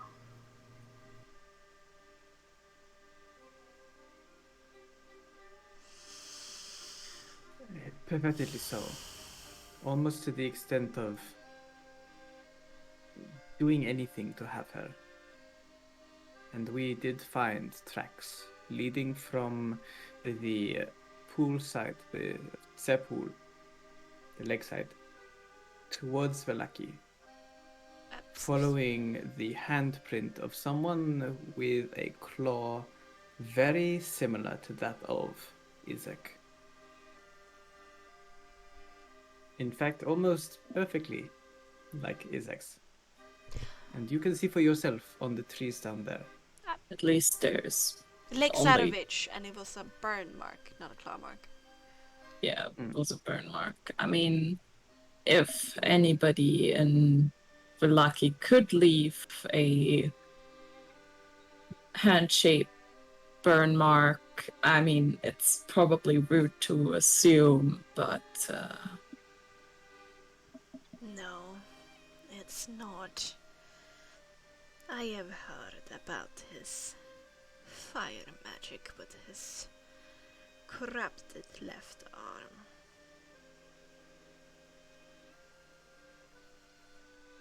I don't think we have seen that yet, so I wasn't sure, but that would point to him as well. Lovash is basically standing there being eerily calm, talking with a low, That is a man who is currently planning a murder. growly voice as his head and his eyes are just still fixated at the doll that he has in his clasps in his hand. That he might be holding a little bit too tight. Listen, Lubash, I can tell that you are a little bit disturbed by this news. I would be too. The fact of the matter is that we did what we said we would do. And when we were here last, Aragal seemed exceptionally undisturbed by the fate of Aravel. Collateral damage in his pursuit for power.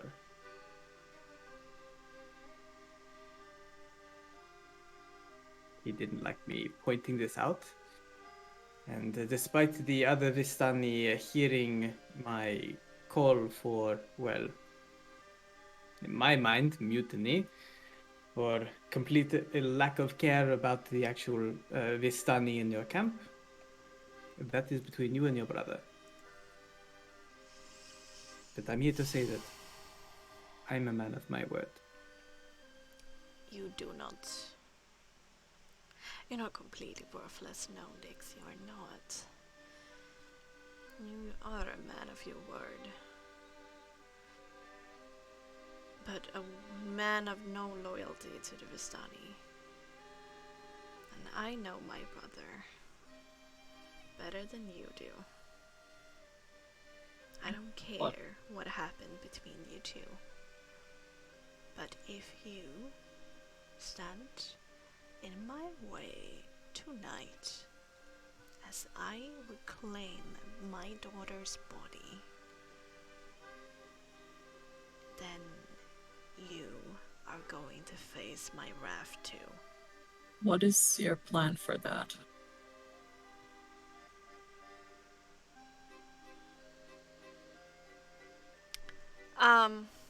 He becomes a little bit lost for words when you ask this. He was immediately about to not saying anything, but then he realizes Lady Illyria. And this is a common theme actually by now, Julie. The Vistani seem to know who you are, and they behave differently around you. I think she knows at this point. Yeah. Yeah, I think she realized when everybody got kicked out, and it's like, except for Illyria, she can come and go. Yeah. But he regards you a bit with with some conflicted feelings. And eventually he says, "Please, do not stand in my way, Lyria. Do not make me choose. Choose between what? You know. You know what I will have to choose between if you decide to stand in my way." I don't understand why, but I think I do, yes. And I do think you have a right to find her remains. I just hope that no innocent people will get hurt in the process. They already have. And with that, still holding the doll painfully tied in his hand, he just turns around with this God. very dark expression on his face as he marches up towards the camp. I have a fear right now, but I don't know if Illyria would realize. And with that, we are going to end tonight's episode of Curse Among Mystery. Oh God. Well,